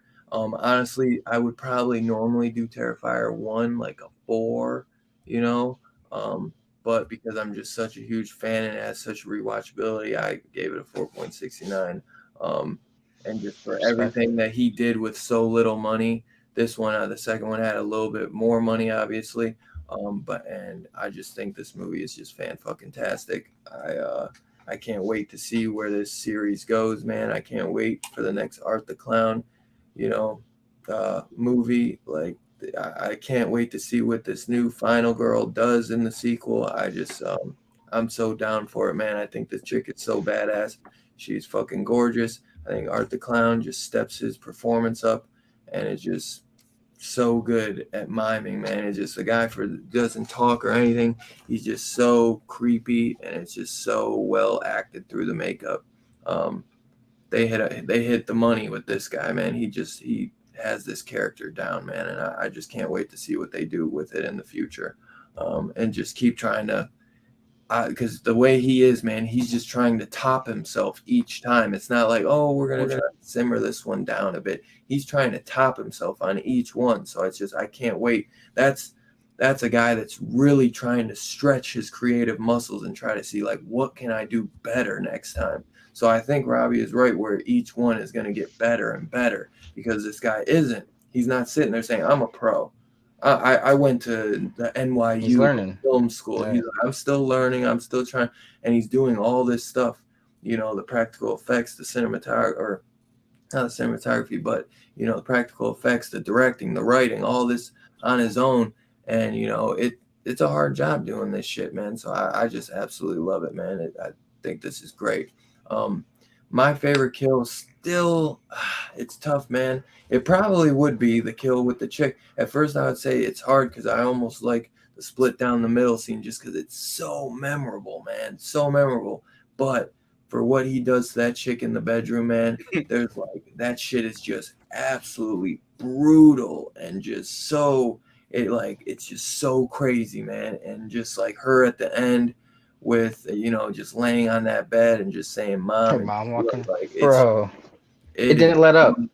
Fucking crazy with the bleach and then the salt and then just like it's just, man, it's just brutal, man. And man, it's just these kills, man, they just stick in your head, man. Like I said, the snapping of the skull and the opening kill, like this shit is just so, like, it's so fucking awesome, dude. It's just, this is the shit I live for, man. There's just not much I see, man, that just get me like that. So when I do, I'm just like, Dylan, you sick bastard. this is awesome. I live for this T-shirt. I probably Hell yeah. psycho, bro, but I fuck with it, bro. It is so good, man. There's nothing that scares me no more, man. And this shit just, Art the Clown is just so creepy, bro. Disturbing, bro. So disturbing, yes, man. Just, it's so good, man. It's a 5 all day, man. And I love the chick in this, man. I think she did great, man. And honestly, I think she will only get better as it goes, you know, because she's very young in her career as well. But she has I think she was in the Iron Fist Netflix show, which I know that ain't gonna way. your mind on her acting, but I still think that this girl is gonna just only get better. And I think there's some, like, you guys know, horror, man, people don't give it. Yeah, I do got issues too, Gun. I know. But Don't we all?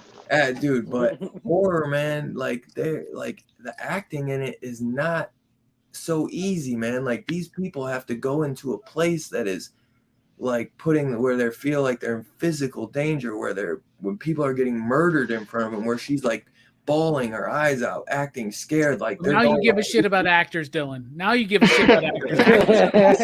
Yeah, okay. What do you mean? They pretend to be something they're not. Exactly. You What? see Guardians Holiday Special? Never mind. Thought you understood, Dylan. Sorry, my bad. Oh, okay. Fucking actors. I only watched the special once. I only saw the special once. So, but man, I just fucking actor.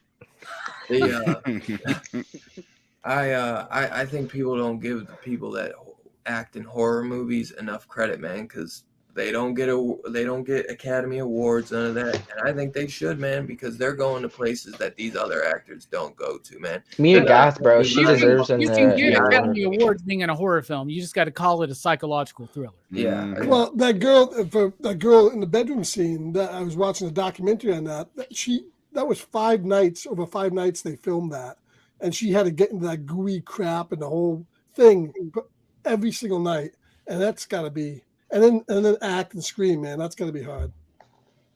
That's what I'm saying, man. Where, you know, she's just they're bawling their eyes out, they're screaming their fucking heads off. Like, it's just, and then you see these movies where they're just like, "Hello, woman, hello."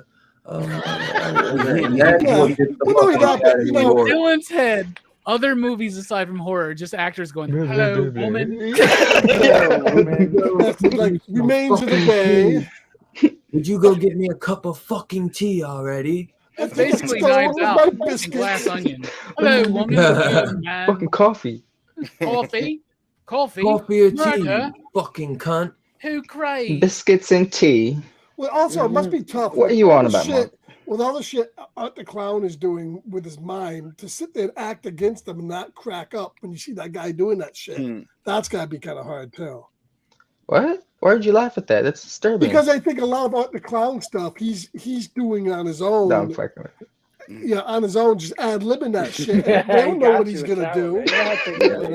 If you think about it, it's very rare that he's like on screen with another actor bouncing off each other. You know what I mean? It's usually just him, you know. But yeah, I get it. Waving at the like camera. What figure drawing said, where he said one through line he gathers is that we all think this series is going to age very well, and that's a true indication of respect, historic indeed. Like we can disagree, and some of us can like something, and some of us can dislike something, or just think it's okay, and we all still like are so respectful of each other. Isn't that wild to do that on the internet, y'all? Heck yeah. Steph, you want to kick it off for us, my man? What's your rating and your favorite kill of the two movies, and your final thoughts on the movie? This one is tough for me to rate it. And in a lot of ways, I enjoyed the first one more than this one because the first one feels like it has more, it knows what it wants to be. And that's why I said, like, I did like the lore aspect of this one, but I also felt like it hurt it at the end towards the identity of the movie. It's still a fun time. You know, I will say this once again so everyone doesn't take offense when I rate these are not my type of movies. You know, this is not, doesn't do it for me. And that's okay. But I know that there's but there's an audience for that. And I think for that audience, this movie excels well for, you know, like we said, we can't deny art is a new modern slasher. There hasn't been one of those in how long? Like since Freddy, Jason, Jeepers Creepers doesn't count. Like, you know, that was 20 years ago. Jigsaw. And that was almost 20 years ago. It's 2003 that came out. Yeah. So time for a new one. It's about time. Yeah. Can I give it the same score? Because yeah, man. No, man. Is that allowed? I'll give this a 3.5 as well. But there you go. I enjoyed the first one slightly more than this one, just because I felt like it knew what it wanted to be. And the lore, while it was cool, at the same time it hurt the second film. Right. Because it felt a little overindulgent at times. 100%. Oh, favorite scene? Yeah, I mean, I've been seeing all night. That bedroom scene was savage, dog. Like, just when you thought it was done, he was like, "I'm back. I got bleach and soap. What do you want first?" That's insane. He's almost to the phone. He's like, "You want both?" You're the most kind-hearted person in the whole fucking movie, man. If the message of the movie was like, "Don't be kind," all right? Because you got bad things coming towards you. And then he served candy on her mother's head. So. I don't even know how she was still alive. She had to have gone into shock like that. That was not. It looked like she survived, but she became an animatronic. Yeah, I think that's the most unrealistic thing in this It wasn't movie. even animatronic. That was all puppetry because Damien said, "I don't know how to do animatronics," so that was all puppetry. It looked crazy, but it was Well, cool. Yeah, old school puppetry. It's crazy. And I give them 3.5 because, like I said, they're not my type of movies, and there's room to grow. Like I could watch these movies again and pick up. Like Verno said, you'll pick up more on multiple watches. So my score may change depending upon that. But I'll give it a 3.5. It could even change based on movies that come out after it. That's very respectable, I think. Right. Definitely. I think that's beyond respect. Yeah. Should I fire away? Go ahead, Bruno. Yes, sir. Yes, sir. I'll just start with the rating. Like I really struggle with this. Exactly what you said, Steph. Like I almost thought, like even after I finished the second time, that I definitely liked the first one better because there's less fluff. But even after talking with you guys, like I'm gonna give it a little bit higher score for the second one because of the improvement. And there's just like a lot of things that are way better about it, but there's a lot more flaws because this dude is trying a lot more in this one. But I did want to point out, because everybody's been mentioning The Dream, this third time when I watched it, because I really did not like that song and the acting from the people, just like so over the top. I skipped it this third time. This is my favorite one. Everyone was Indiegogo. I skipped it too. I skipped it up to the point where he shoots him. I watched him shoot him because I wanted to see dude that. over here saying it's like the greatest horror film of the fucking year. He's like, yeah, I skipped that scene. I said I like that thing. I said that was my main point of contention. You've been saying that for a couple months, and I knew what you were talking about the whole time. You were trying to be a coded about it. But yeah, it's weird. It's terrible, and those kids just drive me nuts. And then it's disturbing. Like I don't know if anybody mentioned it or if anybody thinks the same thing, but it gives me like he's like, I don't want to say mocking or parodying or whatever, but it's kind of like pointing at School like shooting. school shooting, School shooting. right? Yeah, And I've that heard is that. extremely uncomfortable, even though it looks, as far as like looking at it as a horror movie, it looks awesome, but it's like it makes you feel like shit. It's really It's very uneasy. Yeah. tough watch for sure. Yeah. I always thought they're like all adults, Yeah. those got people. They are, Right. but they're acting like kids and in Right. kids, background and yeah. I guess Come that's- on Yeah. down. It is catchy.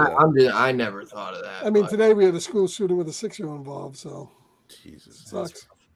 There's the other thing I wanted to point out is that I had heard that basically Damian Leone, he's scouring the comments looking for criticism, and he evidently, like in interviews, he's very open and honest about like, well, this is what people had to say about 2016. They didn't like this, so I'm trying to do this now. Bro, And- Damon, call me. Like, I'll talk. Let's have a conversation. There you go. Let's grab No, drinks, Maybe he's tuning in, but burgers. Come talk to me. what that tells I me think is the like, lore was a response to that, Right. because it's underwritten the first time. It's like, oh, I'm going to add in all this shit. I need character development. Oh, I'll give you scenes and here's a scenes. family. Yeah. Right. Serious as shit, man. I'll Everybody fucking- always thinks they know better than the director. No, if he wants to call me, I'll buy the dinner, depending on where we go, right? Because he had a better year than me, I bet. But I mean, I'm there. I'm like, I think there's a lot of potential here. I think there's a lot of potential. Yeah, absolutely.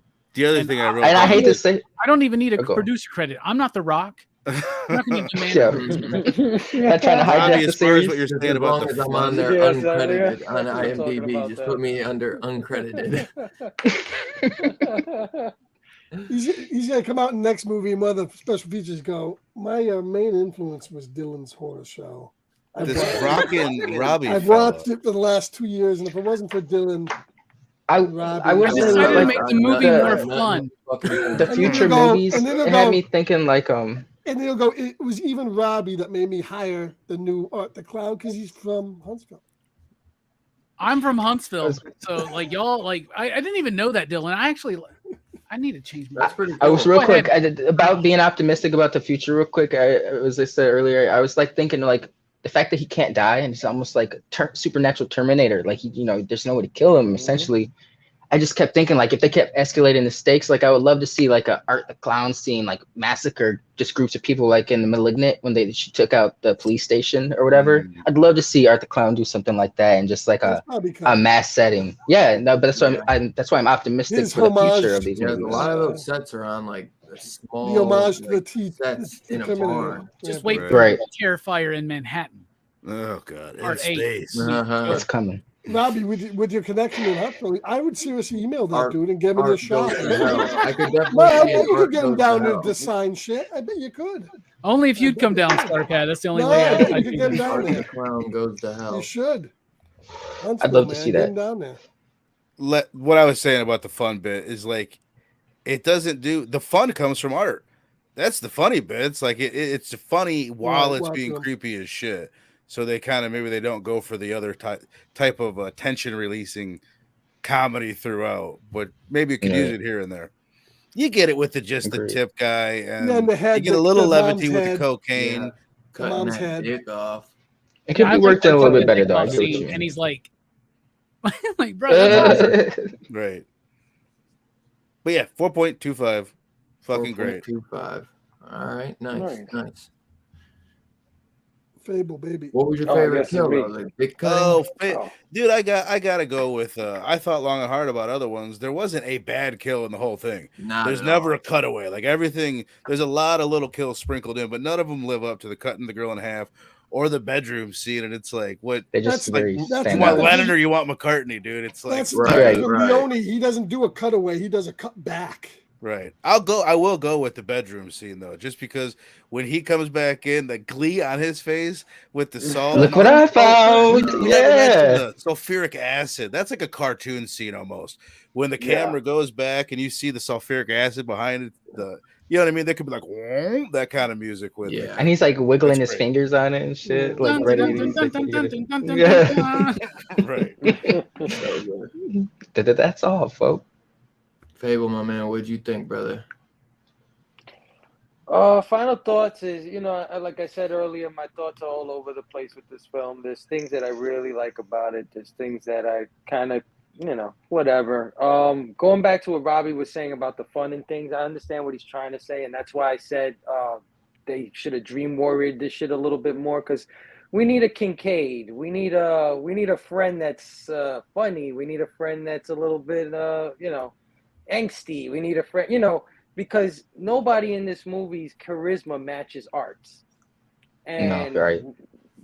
Some of the best slasher movies that, the other side has a charismatic person that you can see going against a Freddy, or you can see going against a Mike. You know what I mean? It's like when Laurie's in town, Mike got a problem. Right? When Nancy's in town, Freddy's got a problem. And they trying to make this girl that, and I think they just fail at it. She's good. The acting is better. I agree. The family and everything and the dynamic, I liked all of it. But just the only person that has as much charisma as Art is the little girl, the little demon girl. Right. I really liked her. You couldn't recast her either, man. In the next one, like No. that's kind of They sucks. need They might to have get to. in. They had to do the next one quick too, so like she doesn't age a lot. Right. She's gonna age. They need to Ty West this shit. How old was she though? That they for the actor. Ty West, She was like 8 years old, I think. Like she said. Really? 8 or 9, yeah. Yeah.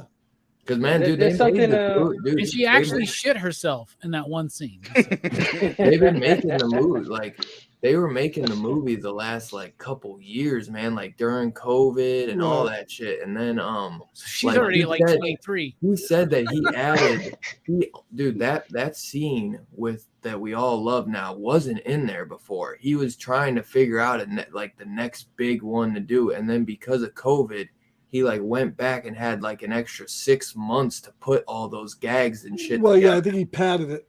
So like he got that done because of that. And then they had to raise more money for it. He literally said, he's like, I'm trying to do this big stunt. He's like, that is gonna go over like is that the bedroom scene you're talking about? Right. Yeah, the bedroom scene. He added that in later? Well, no, it was there, but it was I said it during was in COVID. there, but it was short. He shortened Yeah, it was Oh, shorter, and then okay. he said he wanted it to. It didn't look.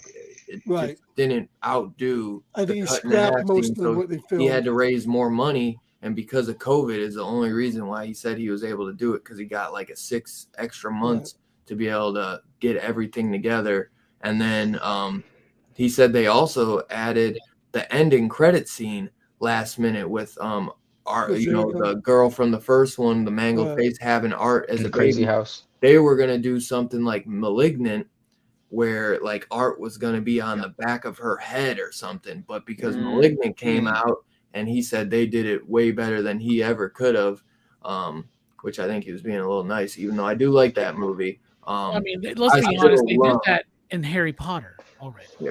Well, exactly. I love what they did at the end a lot better. That will Art have legs, you think, in the next movie? At the end. They're gonna do that Deadpool 2 scene. Will he just be a head in the next where movie? he kind of grows back. Yeah, he'll probably little hands and shit. That shit's so What if he was running around the whole And movie? he finally regrows his mouth too. Yeah. Why do I like both Deadpool movies, man? I gotta Give me a montage of that. I like them That would be better than good. these movies. I'll tell you that. No, I thought he was talking about the Deadpool from Wolverine Origins. No, I'm No, talking about the Deadpool when baby he hand. has to Baby regrow. hand. his The baby hair. hand, Oh, the baby okay, hand. yeah. Take my strong. Then what does he say? He's like, my dick feels so big right now with these little baby hands.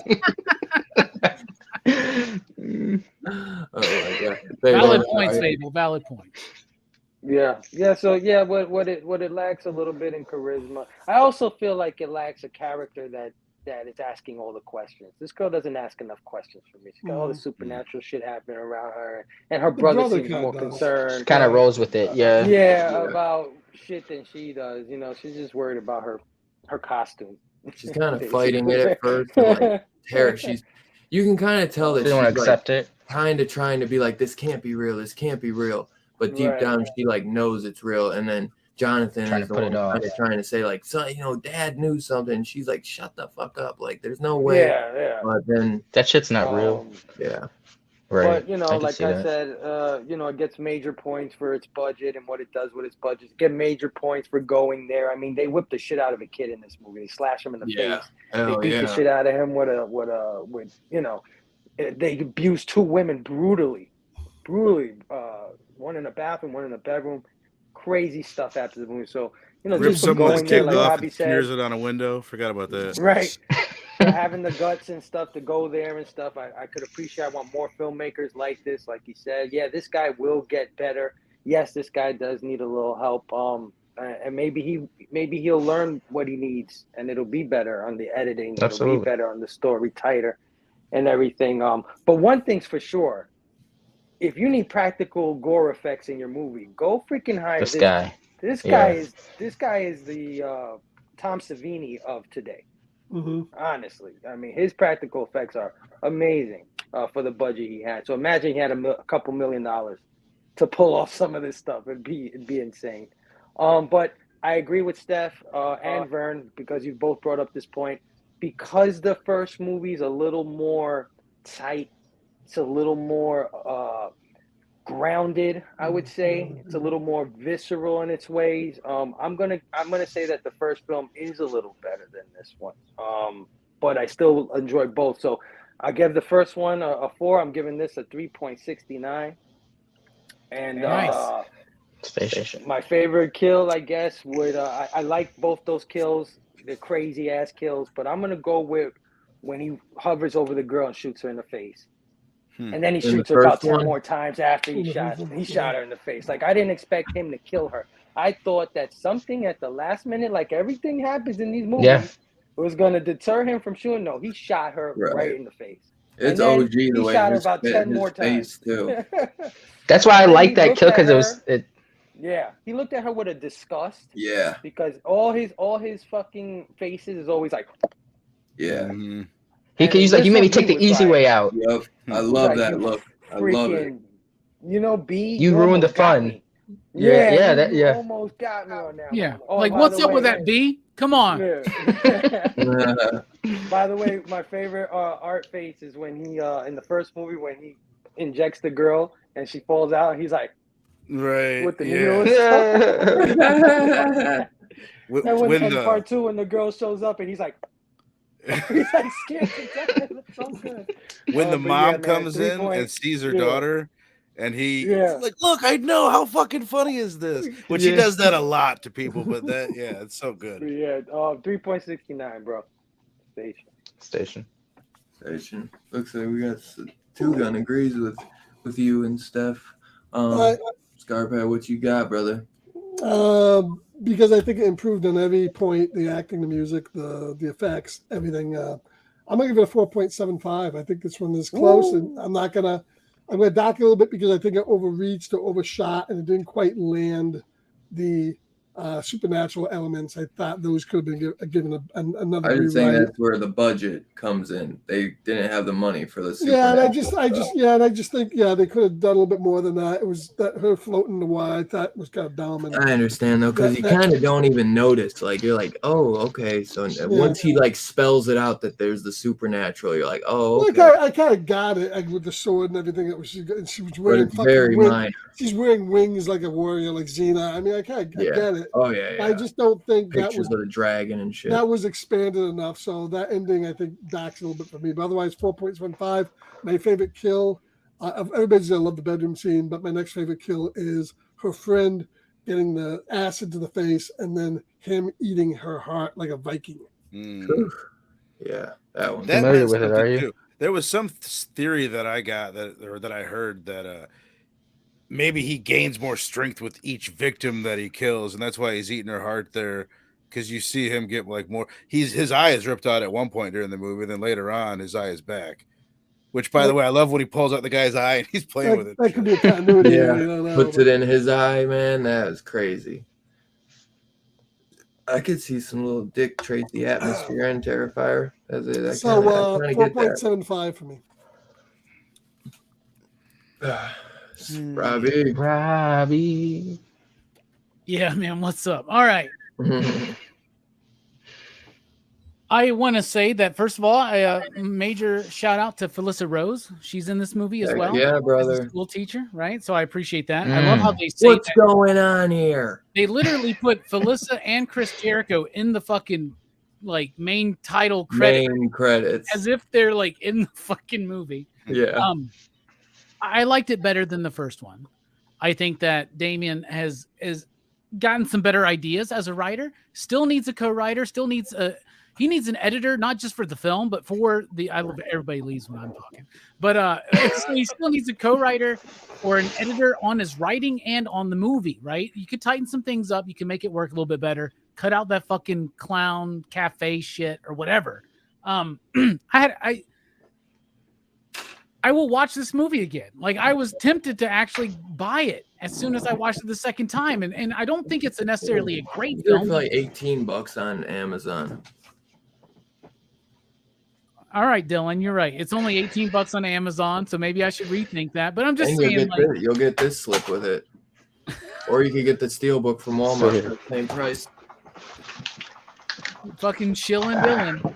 All right, so Dylan. If I'm good at nothing else it's selling people on how to buy Blu-rays. I like the do-it-yourself nature of these films. I like that Damien Leone has decided to do his own thing, and he's got a cash cow now. Merchandising, toys, shirts, all that stuff. It's going to work for him. I think this is an improvement. This is the thing that Steph said that I think I agree 100%. Overindulgent. Like I don't necessarily think the first one is.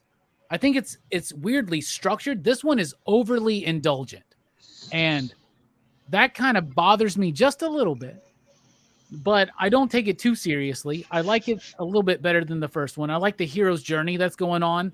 Simple thing is put all the friends together in the beginning of the movie, right? And then you can tighten up that script. So I still think it's got structural problems. I think it's got editing problems. Visually, it looks better. The cinematography is better. I love the use of color in the movie. The soundtrack is really dope. Art the Clown is amazing. And I think all the performances are elevated. All of the characters are elevated, but it's still just not structured quite tight enough to make it really work. This one has more of a fun element to it, but there could be more put in there by having they go through this whole sequence in this movie where they're at this Halloween party for who knows how long. They're on Molly, right? So like that shit goes on for a while. Their friend's missing.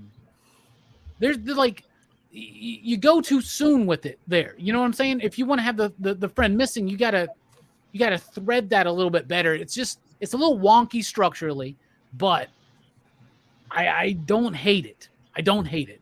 I will watch this one again, which surprises me. I may never watch the first one again, but I know me. And if I buy the second one on Blu-ray, I'll fucking have to buy the first one. Right. And that would just piss me the fuck off. So just wait for the box set and say the first one came free. Thank God for ScarPad Plus. So thank you, ScarPad. I love it. I'm going to give it 3 slips out of 5. And my favorite kill is the kill in the first one where he kills the chick with the gun, and he just looks disgusted because he lost his fun. Yeah, right? He's got that. Yeah, that's a good one.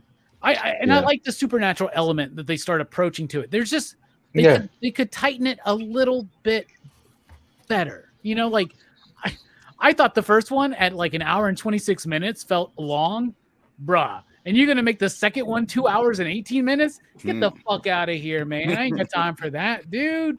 I love that we've talked about this movie for 2 hours and 40 minutes, and he does so much that we never even mentioned that he rips a chick's titties off and wears them around for like 20 minutes. No, I said that. Oh, you did? The homeless lady. Yeah, I said he looks like he's a good-looking woman. Chick's titties off? What? No, he scalps her, the sisters walking up on him, thinking she's like the homeless lady. The homeless lady, right? Oh, yeah. I mean, they don't show stretch. it happen, but like he's wearing. Yeah, right. She was another good character we didn't mention is she was a weird the stretch landlord for sure. guy, the maintenance guy in the building. I like that character in the first one too. Was it a vacant building or what was going on? If you took the first movie, added 2 more friends with them, and then kept him and got rid of the homeless lady, like you can make this work. Like, hey, just Damien, Just I live had in no Huntsville, money, bro. Alabama, the Rocket City, where Art the Clown's from. You Just holler had at no me. money, I don't bro. need no credit. I'll buy you pizza. You know, it's all good. Pizza now, and now it's pizza. I'll buy you drinks, whatever we need to do to get this deal done. You come talk to me, man. We'll Did tighten the shit. anybody else feel though that at the end of the first one they were going to do more with the woman, the newscaster, that the original Yeah, man there's face no woman, purpose. There's no purpose for that.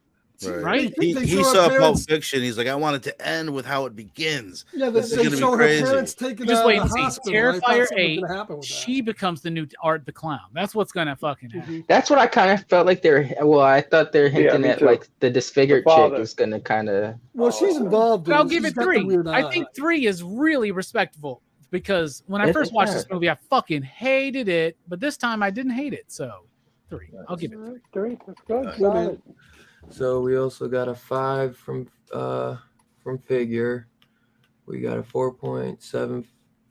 Oh wait, that Scarp has the same 4.75. 4.75. I'll give it to me 5. 3.69 from Two Gun. And we got, let's see who else gave it a rating. I think that's it. And then Nicholas gave it a 5 all day as well. And then Kirby gave it a 2.5 for Terrifier 2. And yep. And then so Steph gave it a 3.5. Yes, sir. Vern gave it a 4.25. Fable gave it a 4. 3.69. 3.69. Sorry. When there's so many of y'all, I start to forget.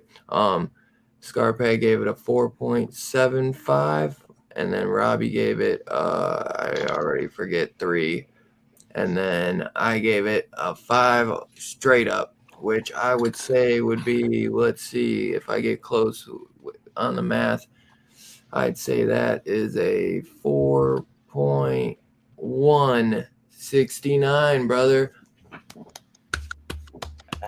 4.03. So it's quite right. But So that's pretty No close. way. Pretty close. You know I have to you're on get the money. 69, but and it looks like my little bro Ev gave Terrifier 1 and 2 both 3 out of 5s on both. That's Okay. very. Solid. That's very I subjective.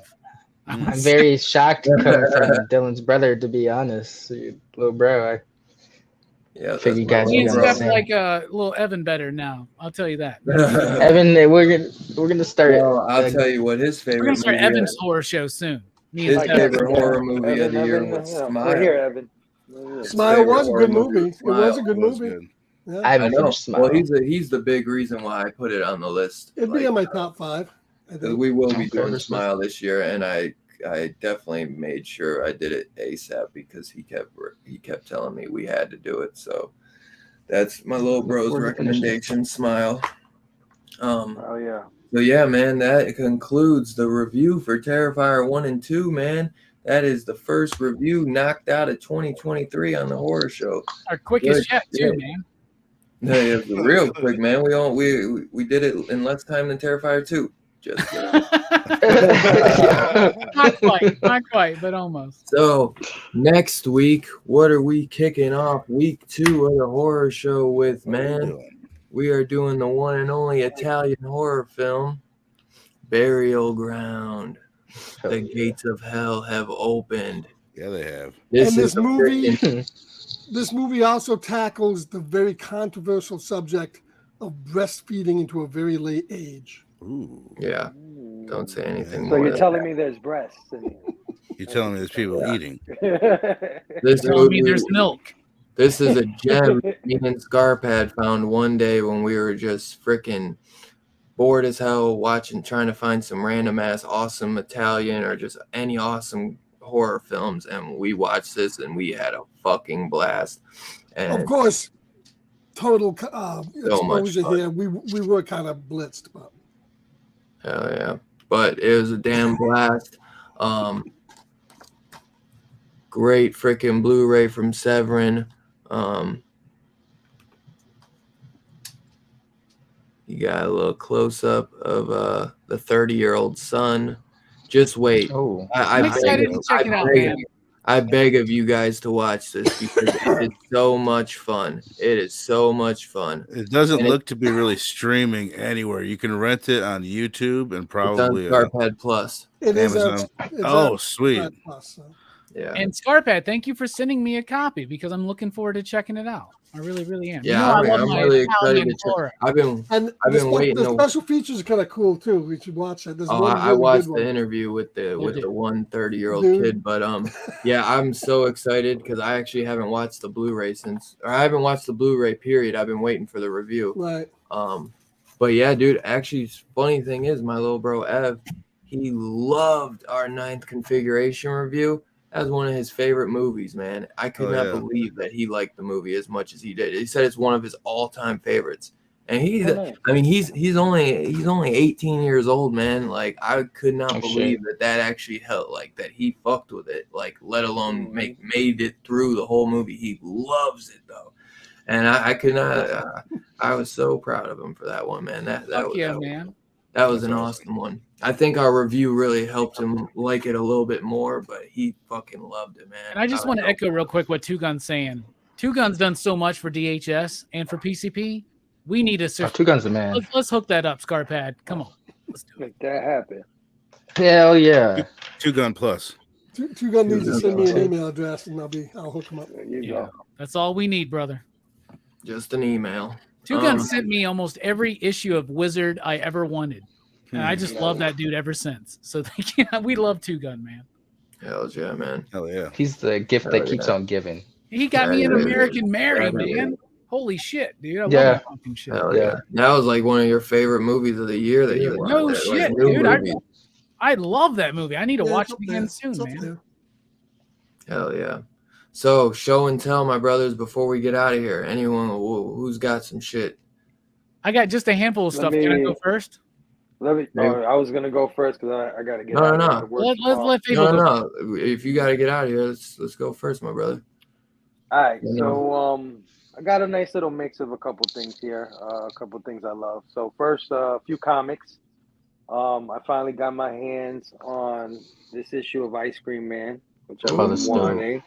They came out with a bunch of Spawn covers for Oh, that's DC awesome. Comics Oh and man, Image that's Comics, sick. but I had to have the one by Martin Morazzo. It's Ice Cream Man and Spawn on the same cover. Oh, yeah. Gotta He's love the it. one who does all the Ice Cream Man covers and the art. Gotta Yeah, love it. that's what I love about the Spawn covers is the regular series artist did all the Spawn covers. Yes. I love That's it. respect, Oh, really? yeah. By Did the he? way, that's Yeah, gonna be the yeah. end of Ice Cream Man. Spawn shows up, kills the Ice Cream Man, and the whole series ends.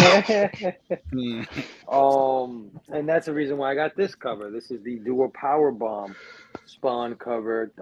Danny Warren Johnson doing a Spawn wrestler. Sign me up. And I think this is a second print because if I'm not mistaken, the first print of this has blue lettering and this one has green lettering. Yeah, the second prints for Nice. all those started coming out this week. Every Spawn variant at Image is getting a second print. Yeah. So Nice. I love the green lettering more than the Yeah. original. I also got this cool Walking Dead Deluxe variant by Art Adams. with Oh, Abraham nice. on the cover. One of the goats, Art Adams. Yeah, Man. Art Adams doing His name these, is literally Art. doing these connecting covers. I love it. Featuring prominent Walking Dead characters. So I don't think I got that one. Oh, I thought that was Scarpad from 1976. On the video game side of things, I got Nino Kuni 2 for the Switch. Nice. If you guys Hell know yeah. about this, this has a lot of Studio Ghibli animation in it. If you're into Studio Ghibli, this is a good It's like game playing to a get. Studio Ghibli movie. Yeah, as a game. absolutely. I got a sleeper hit that nobody expected to be a good game. This game called Scarlet Nexus. It's a Yeah. Japanese role-playing game that became a hit this year. A lot of people didn't know that this was going to be as good as it was.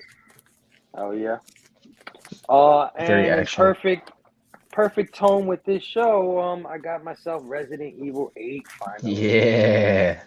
Probably the scariest game ever, maybe. Really? Dead Space, Resident Evil 7. I mean, it's Oh yeah. There's up there. Yeah. Resident Evil. Yeah. yeah. So, oh yeah. And of course, I had to get some Transformers, right? So Hell yeah. I finally got my hands on some Beast Wars. I'm not the biggest fan of Beast Wars, but I figured I needed some for the collection. So finally got my Respect. hands. Oh, I thought you were a big Beast Wars fan. No, I'm a Is that Generation Steph? 1 guy. This was a little Yeah, I after me. like the Beast. And I never really I like them turning into cars and stuff. When they turn into Yeah. animals, it kind of turned me off a little bit. I'm not gonna lie, but it's That grown on me over animation was time. a little iffy back So Oh, yeah, it's not Beast aged Wars well at all. Megatron, then. Yeah, no, not when you look at it today. turns into a dope ass T-Rex. He's an awesome figure, man. That's sick, bro. As much Yeah, as I those are the best. Yeah. You know, out of all the Beast Wars designs, Megatron is up Yeah. there. Megatron is That's hot, like your and intro to Transformers, you know. Yeah, that was mine. Yeah. Gorilla, man. And Gorilla of one course, I is couldn't sick. leave him by himself, so I Yeah. got myself an Optimus Primal. Primal, baby. Ooh. Yo, is that Rat Trap in there? Or That's who's Rat the Trap. small one? This is part of a 2-pack. Nice. Yep. That's Rat Trap in there. I got this 2-pack in particular because the colors are more accurate to the animation Nice. than the Kingdom release.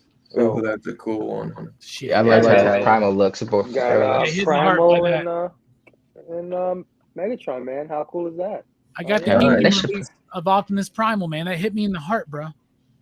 Oh, nice. The colors are more accurate. I was like, damn, he sounds like me. Trust me, it's so useless that I know these things, but That's how I feel Coloring next on to that all picture. my horror knowledge. That's we all feel the same way, believe me. But yeah, man, that's my haul, man.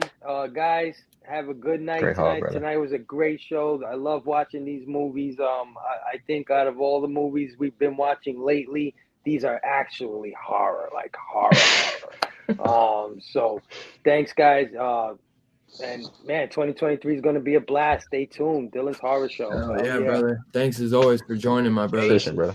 Oh yeah, love You y'all are the too, best guys. and great show and tell as always, Cool. man. Love you, Oh, yeah, Fable. brother. Love you, brother. Later, my brothers. Thanks, man. Later, homie. Peace out, dude. Isn't Fable just the best of all of us? I love the dude, man. Right? No offense to the rest of y'all, but Fable's cool. Whoa. Where am I at? God Alright. damn, that's a big ass Infinity Gauntlet next to Yeah, I was you. gonna say the statue. Oh, yeah. All right. Life-size Thanos in there? I wasn't even going to show anything. Then I'm like, whatever. I'll just grab something. This, because I just watched Infinity War again. I hadn't watched it in a couple years. Still like the best Nice. movie of all time. Oh my god, it's Um, so good. Thanos, 1/6 scale, battle armor. Just knocked my pen over. Pretty dope. And then I showed this. Hold on. I don't want to break anything. I showed this on Robbie's show Yo. a while back, but I've never showed it to the DHS fam. So let me just That grab is this fucker. fucking So you can see it. huge. Hey, That's your hand, my hand could fit in that. Thanos Is that a on the life-size replica? life-size replica from Hot Toys. It's like made out of Nice. I wish I could remember. It's like polystone or something. Feels like metal. It's a I went crazy at one point. I paid on this for like 2 years before it came out. But I have this thing in my house now. That's nice. I love the detail. Yeah. Shit is massive. That's it. That's what I got.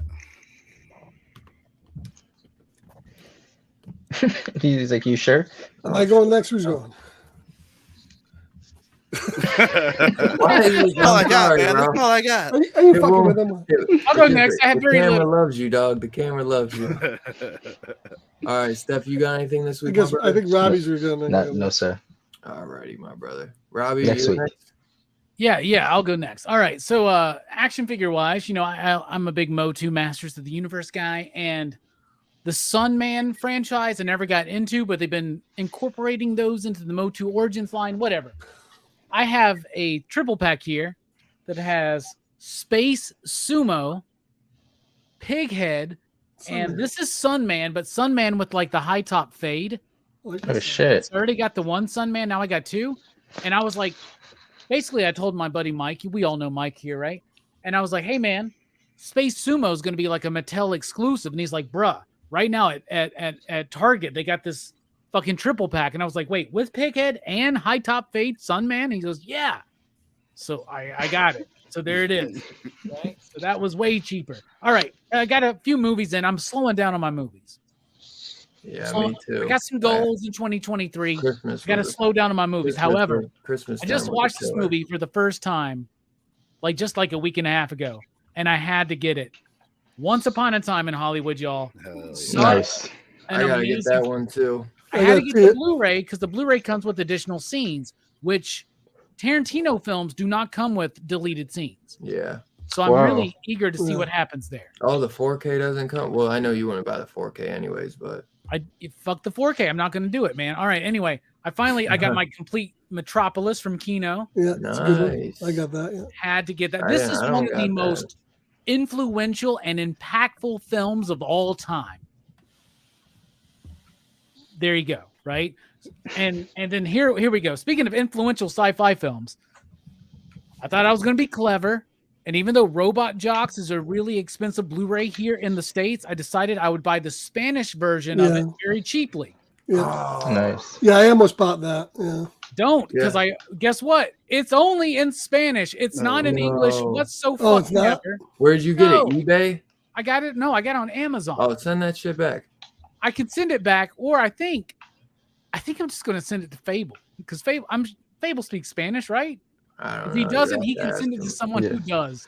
I don't know, man. If he doesn't, he can learn. I feel I don't want to send it back because I didn't fucking do my due diligence and find out if this film was in English. Like, you're worried about hurting Amazon's pockets? I think they'll be fine. Dude, send that I'm sending it back. You're right. But yeah, I was so excited when it came in, and I looked at it and I was like, it says nothing on here about being in English in any way whatsoever. Did you pop it in though? I did. Oh yeah. I got two audio tracks. They're both in Spanish. Dang. I got the English cut of that on Scarpad Plus, so I could email you the English soundtrack if you want. Okay, but thank you. Sync them up. No, it's okay. It works out for the best because that was going to piss me off. You see how it's upside down on the spine? Yeah, what the hell? That would have pissed me off anyway. I would have put that shit in my fucking would have pissed me off anyway. Whatever the fuck, man. So yeah, that's all I got. Nice.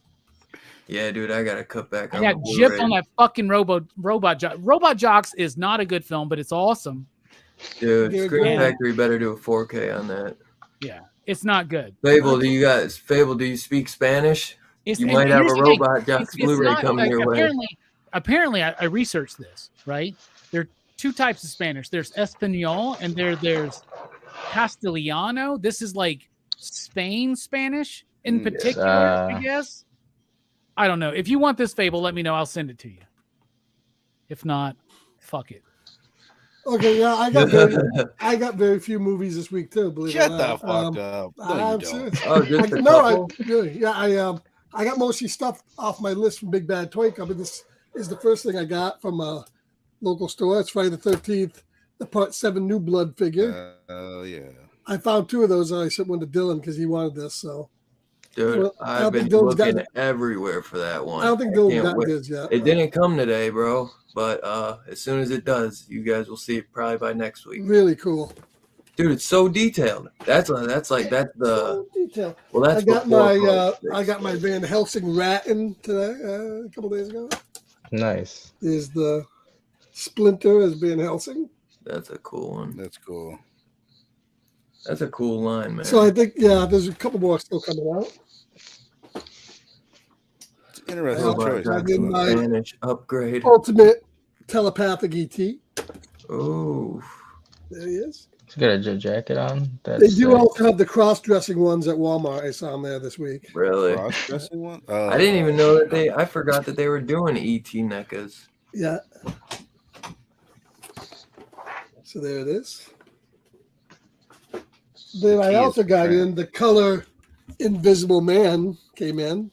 Great movie. Love that box. The original Man is the best. Dark comedy. So good. And then that's not the 2020 version? I thought it was the chick. Berno, if you fucking disrespect James Well one more time on this goddamn stream. That looks really, really good, man. Look at all the faces they gave you. All the extras. So I love that face. I hope this gets a black and white. I hope it gets a black and white. Dude, remember that picture I sent you? It didn't show a black and white, and that shit got me real nervous. I've been waiting for this forever. Finally came in is the Frankenstein accessory kit that gives you gives you the table for Frankenstein and the platform and These stuff. come with Fritz, man. That's And you what got the Mummy accessory set too, right? Yeah, Mummy came early. This one. Now you just need the Dracula one for when that comes out. Yeah, Dracula's been ordered, but it won't be here till next year, I think. Yeah, that's cool. I wish it had the backgrounds there. It doesn't have the. No, the but I know. Yeah, it should come with like a brick wall. You know, you can get those off eBay. Expensive. I feel kind of blurry, man. What's going on? And finally, we're seeing through your eyes. These, yeah. these came out this week. This is the these are the monsters from who does these? Jada. Not as good as the other ones, but they're okay. They released the Wolfman one. You can kind of see that. It's a little blurry. A little blurry, but pretty dope. And the Invisible Man. Is that the Kevin Bacon version? No, that's that's James Whale version. I'm just picturing Scarpad hate buying. He's on Amazon. Thinks Invisible Man sucks. I'll show them, motherfucker. Just buying shit.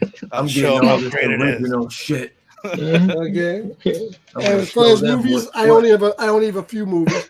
Why am I, Dylan? Can you shrink me and bring me up again? And everybody That's your on camera. Everybody on Scarpath Plus needs to. We need to pitch in. This is what we see. Camera. Yeah, Scarpad, just change your buffering or whatever. Yeah. Hold on a second.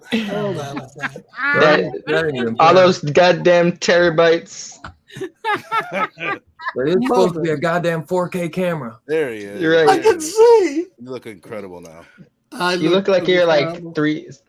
Natural, very natural. Let's get you up to So 720. I picked up the 4K of Hard Target. John Claude Van Nice. Let's get him up to 369. Bro.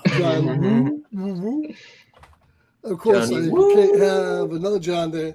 The Steelbook of Street Fighter. Yeah, dude, I haven't seen that. That's a sexy cover. Little kid, I really want to watch that. There's the back. Oh man, it's so good.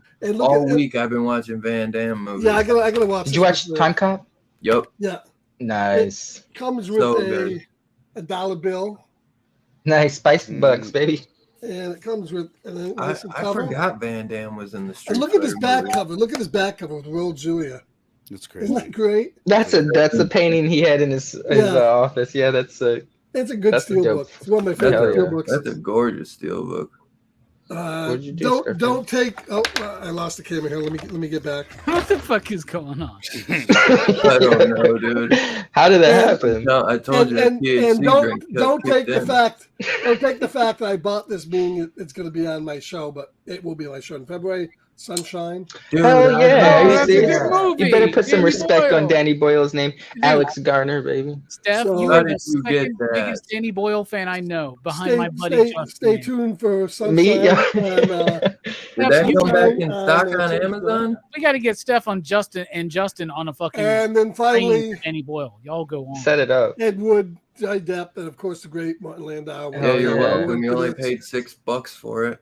Thanks to Dylan. So worth every penny. That's my haul for this week. I've never seen that one, dude. It's good, but only if you really understand. It's on era of Hollywood, right? I guess. No, it's a good movie. It's fun. I didn't know that. Martin Landau's amazing. He plays Bela Lugosi. Dude, he won an Academy Award for that, right? Right. Yeah, he did. Yeah. Yeah, he won it, right? He wasn't just nominated; he won. Because that was the time in his life where he was addicted to heroin and trying to make a living. It was good. It's sad, but it's a good movie. Yeah, that's the time that Bela was addicted to heroin. You're saying, right? Yeah. See, I don't think Not I've Martin ever seen Landau. it. Martin Landau was addicted to heroin and won an Academy Award. Man. I was just sitting there tripping. I was like, "Wow, that's some that shit." Been wild, man. The shit is real, man. The shit is real. All right, so back in the day, I had gotten the Puppet Master. Oh, nice. Zach, he sent me this a while back with a Blade and Torch. And Blade was always they made two packs. So he sent me the Ultimate Tunneler and Pinhead. So now I got the complete. Now I got both of them. So happy to finally get these and have the Puppet Master set. Thank you, Zach. Shout out to my man Zach. Super kind of you. And I know he also had got me a couple Blu-rays that will be coming, and you guys will see those once they come. I'm super excited to show those off once they come because I've been waiting for those. I've been dying to get them. Also got me some Johnny Woo Yeah. 4K, Yeah. Lorber, baby. Let's see. And this finally came in. I got it. It was like literally $20 for this entire set. So it took like 2 months to get here from Amazon. But the 7. Oh, hell yeah. I grew up loving this show, man. And it's a pretty cool set, man. I mean, got them all. Pretty cool set. I remember I had all these on DVD, the entire series back in the day. But I'm sure they got messed up, or my mom still has them. So for $20, there was no way. You never know, man. They might get taken off Netflix or wherever they're on at one point. So always just such a fun show. And I was watching it the other day with my chick, and we were just laughing our ass off, man. It's a fun one. I always love the basement scenes where they would like pan around in this, like, well, obviously they were smoking weed, but it was just done so well, like without really being too heavy on it. I was watching that back when I didn't even know what the hell they were doing. And this camera movement. Dude, seriously. Shout out my man Scarpad. Sent me a little, well, not little. He sent me like 3 freaking packages. With one containing the Invisible Man. Nice. Not the superior version, but yeah. But dude, even because you guys know I've been collecting the black and white ones, but this one is just so good. I love this. Oh, I like that. Dude, this face is just so creepy to me, man. I love that one. That's the creepiest one to me. Plus I wasn't sure, man, if they were gonna do a black and white version of this, so I wanted to make sure I could at least get this one. Yeah, I don't know. Remember I sent you that picture of the and they just put up the Phantom for pre-order too. For the Phantom that Phantom looks sick, dude. And he sent a few other things. Let's see. He sent Lost in Space, the complete first season with little Robbie the Robot. Hey, nice. Well, I never Robbie seen the Robot's these. in that. I to check these out. Robbie the Robot from Forbidden. Have you seen those before, Robbie? Lost in Space? What'd you just say? Have you seen this before, Lost in Space? Yeah, of course. I just watched like reruns of it. I haven't seen it in its entirety. Volume 2 or Season 2, Volume 1. Season 2, Volume 2. The first 10 episodes of that show is unbelievable. And then, well, that's what you said is the best, right? Volume 3 or Season 3, Volume 1. That or Battlestar Galactica. 3, Volume 2. And these are pretty damn awesome too. The Batman animated series. Oh, fire. Volume 1. I love the way these sets look too, man. They're freaking gorgeous. Batman animated series Volume 2. I absolutely love these covers, man. And then Volume 3. Nice. And do those include the new? Yes, they do. Okay. The what? I see that. Well, you know, when they switched like the art style is called like the new Adventures. Batman Adventures, and it has the original title sequences too. Yeah, that's dope. I love like these, man. I can't wait till my shelves come, man. My shelves coming within the week. Yeah, and I bought the Blu-ray, but to be honest, the animation and stuff, the Blu-ray doesn't add a whole heck of a lot. Yeah, I mean, usually with animation, I feel like they looked so good back in the day too. So well, it's like, the animation style doesn't really lend itself to exactly that too.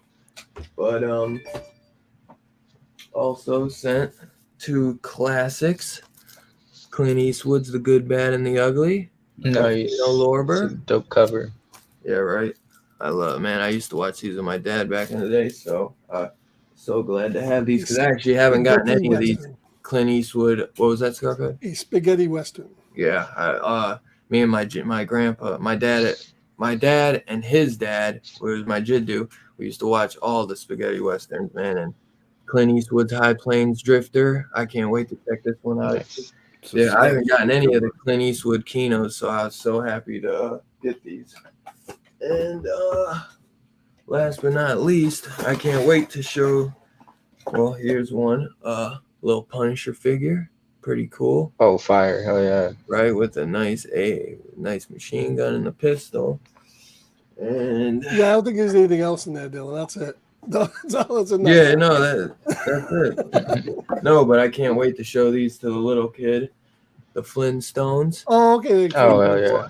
That's why I gave you those two. I thought you were gonna pull out the other thing. No, what do you think this is, bro? And then the That's cool, Flintstones season 2. Nice. Flintstones. Meet the And Flintstones. what did you get, the Blu-ray set of these? I'm guessing. And I did, yes. do they look any better than Not really. Flintstones season 3? But The colors are a then little bit better. they probably take less space up in your set because it's a whole set, I'm guessing. But I fucking love the Flintstones, man. Always have. Did you ever see Johnny Quest? Yeah. Johnny Quest. Hell yeah. What about the new adventures of Johnny Quest? Yeah, that wasn't bad Oh, either. the new adventures of Johnny Quest. Yeah. Dude, do those Flintstone Season box sets 5. have the Winston cigarette ads? They I'm do. just curious. Oh, No dude, way. I love those so fucking much. Yeah, they're smoking in the ads, man. And then season 6. Dude, I love watching that shit on YouTube. It's so wild, man. Because the It's such a Flintstones- different time. The Flintstones were not that wasn't meant for kids. It was on it, and it was like The Simpsons. It was on at 8:00 at night. Yeah, no Scarpet shit. was there. Yeah.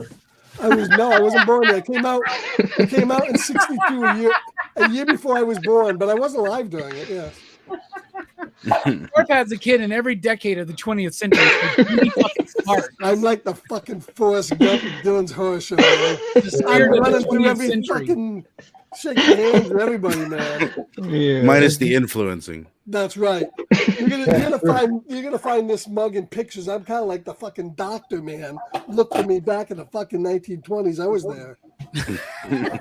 Oh my god. I hope somebody's read some Warren Ellis and understood my Jenny Sparks 20th century spirit. Hell yeah. Okay, I know that Steph's got my back.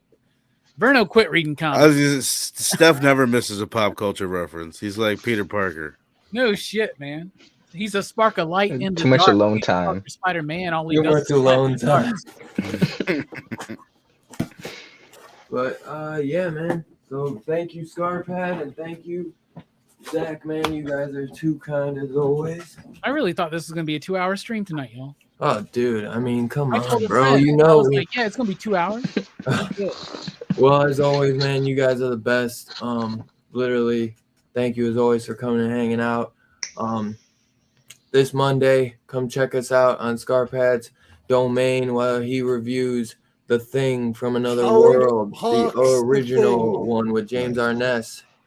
And definitely go check out Robbie right after on Pop Culture Philosophers They as he Live. reviews They Live. I really want to try to make it to that, Robbie. I meant to message you, but I didn't. I was like, I got a spot available, I bro. didn't want to. What was that? I got a spot available. Come on. I know. I just didn't want to tell you and then not be able to make it. So I Dude, did the movie's like an hour 30, man. I'm gonna try to watch it tonight though, so I'll be looking out from a message. Even from if you don't rewatch the movie, you've seen it. I know. Plenty of I know. times. I know. Come on, come So I join us thought, on Friday. I mean Monday. Come on, man. Right. All right. But you got to wear Yeah. your Teen Dog shades, bro. That's Hell what yeah. we're shading up. We're Hell shading up. Ooh, brilliant. Hell yeah. It's going to definitely be a fun night. Nice shirt, Scarpad. Those are available at tpublic.com. And then This is real nice Scarpet. I know I'm like, what the hell is he doing? And then First next thing I saw Saturday- was that fucking shirt. I was like, I got to be easy on Terrifier tonight because Scarpad's wearing a PCP shirt. Oh my god. And then Great next show on Saturday, Moon, by the way. I watched that on the replay. Y'all nailed that shit. Moon's such a great movie. yeah, that was a fun. I just one, man. watched on HBO Max. I watched back to back. I watched Amsterdam, which I didn't really care for that much. It was kind of It was, but I watched, it was okay. what was that? See Me If You Can. That one with Sam Rockwell, where it's like an Agatha Christie murder mystery, and he's the main I've never like seen it. detective. It was pretty good. My It's favorite well- Check it out. worth a watch. My favorite Rockwell film It just outside of came out Moon this year.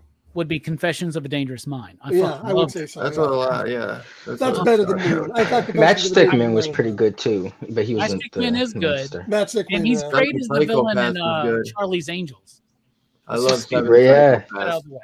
I Yeah, love but him. check in out- I that. actually like the first Charlie's Angels. Second one's Charlie's alright. Angels is actually Yeah. a good movie, y'all. Okay, Yeah. I'm just saying. Yeah, check out See Me If You Can. He plays an English detective, and he's pretty good in it.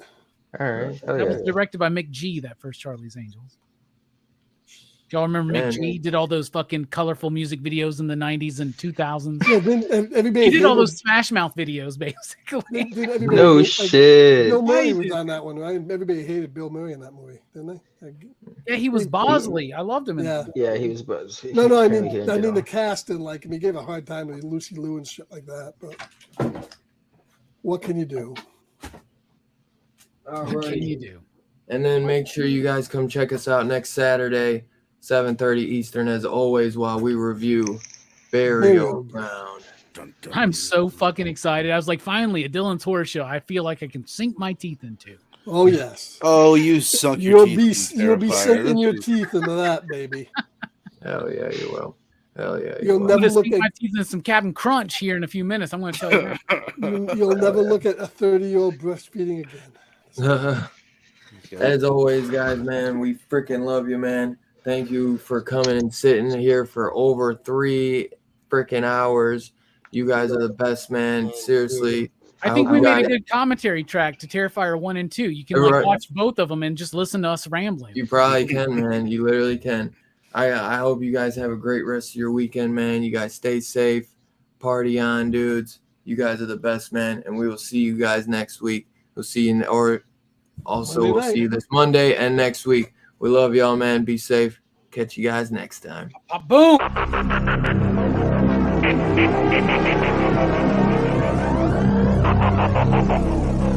Thank you.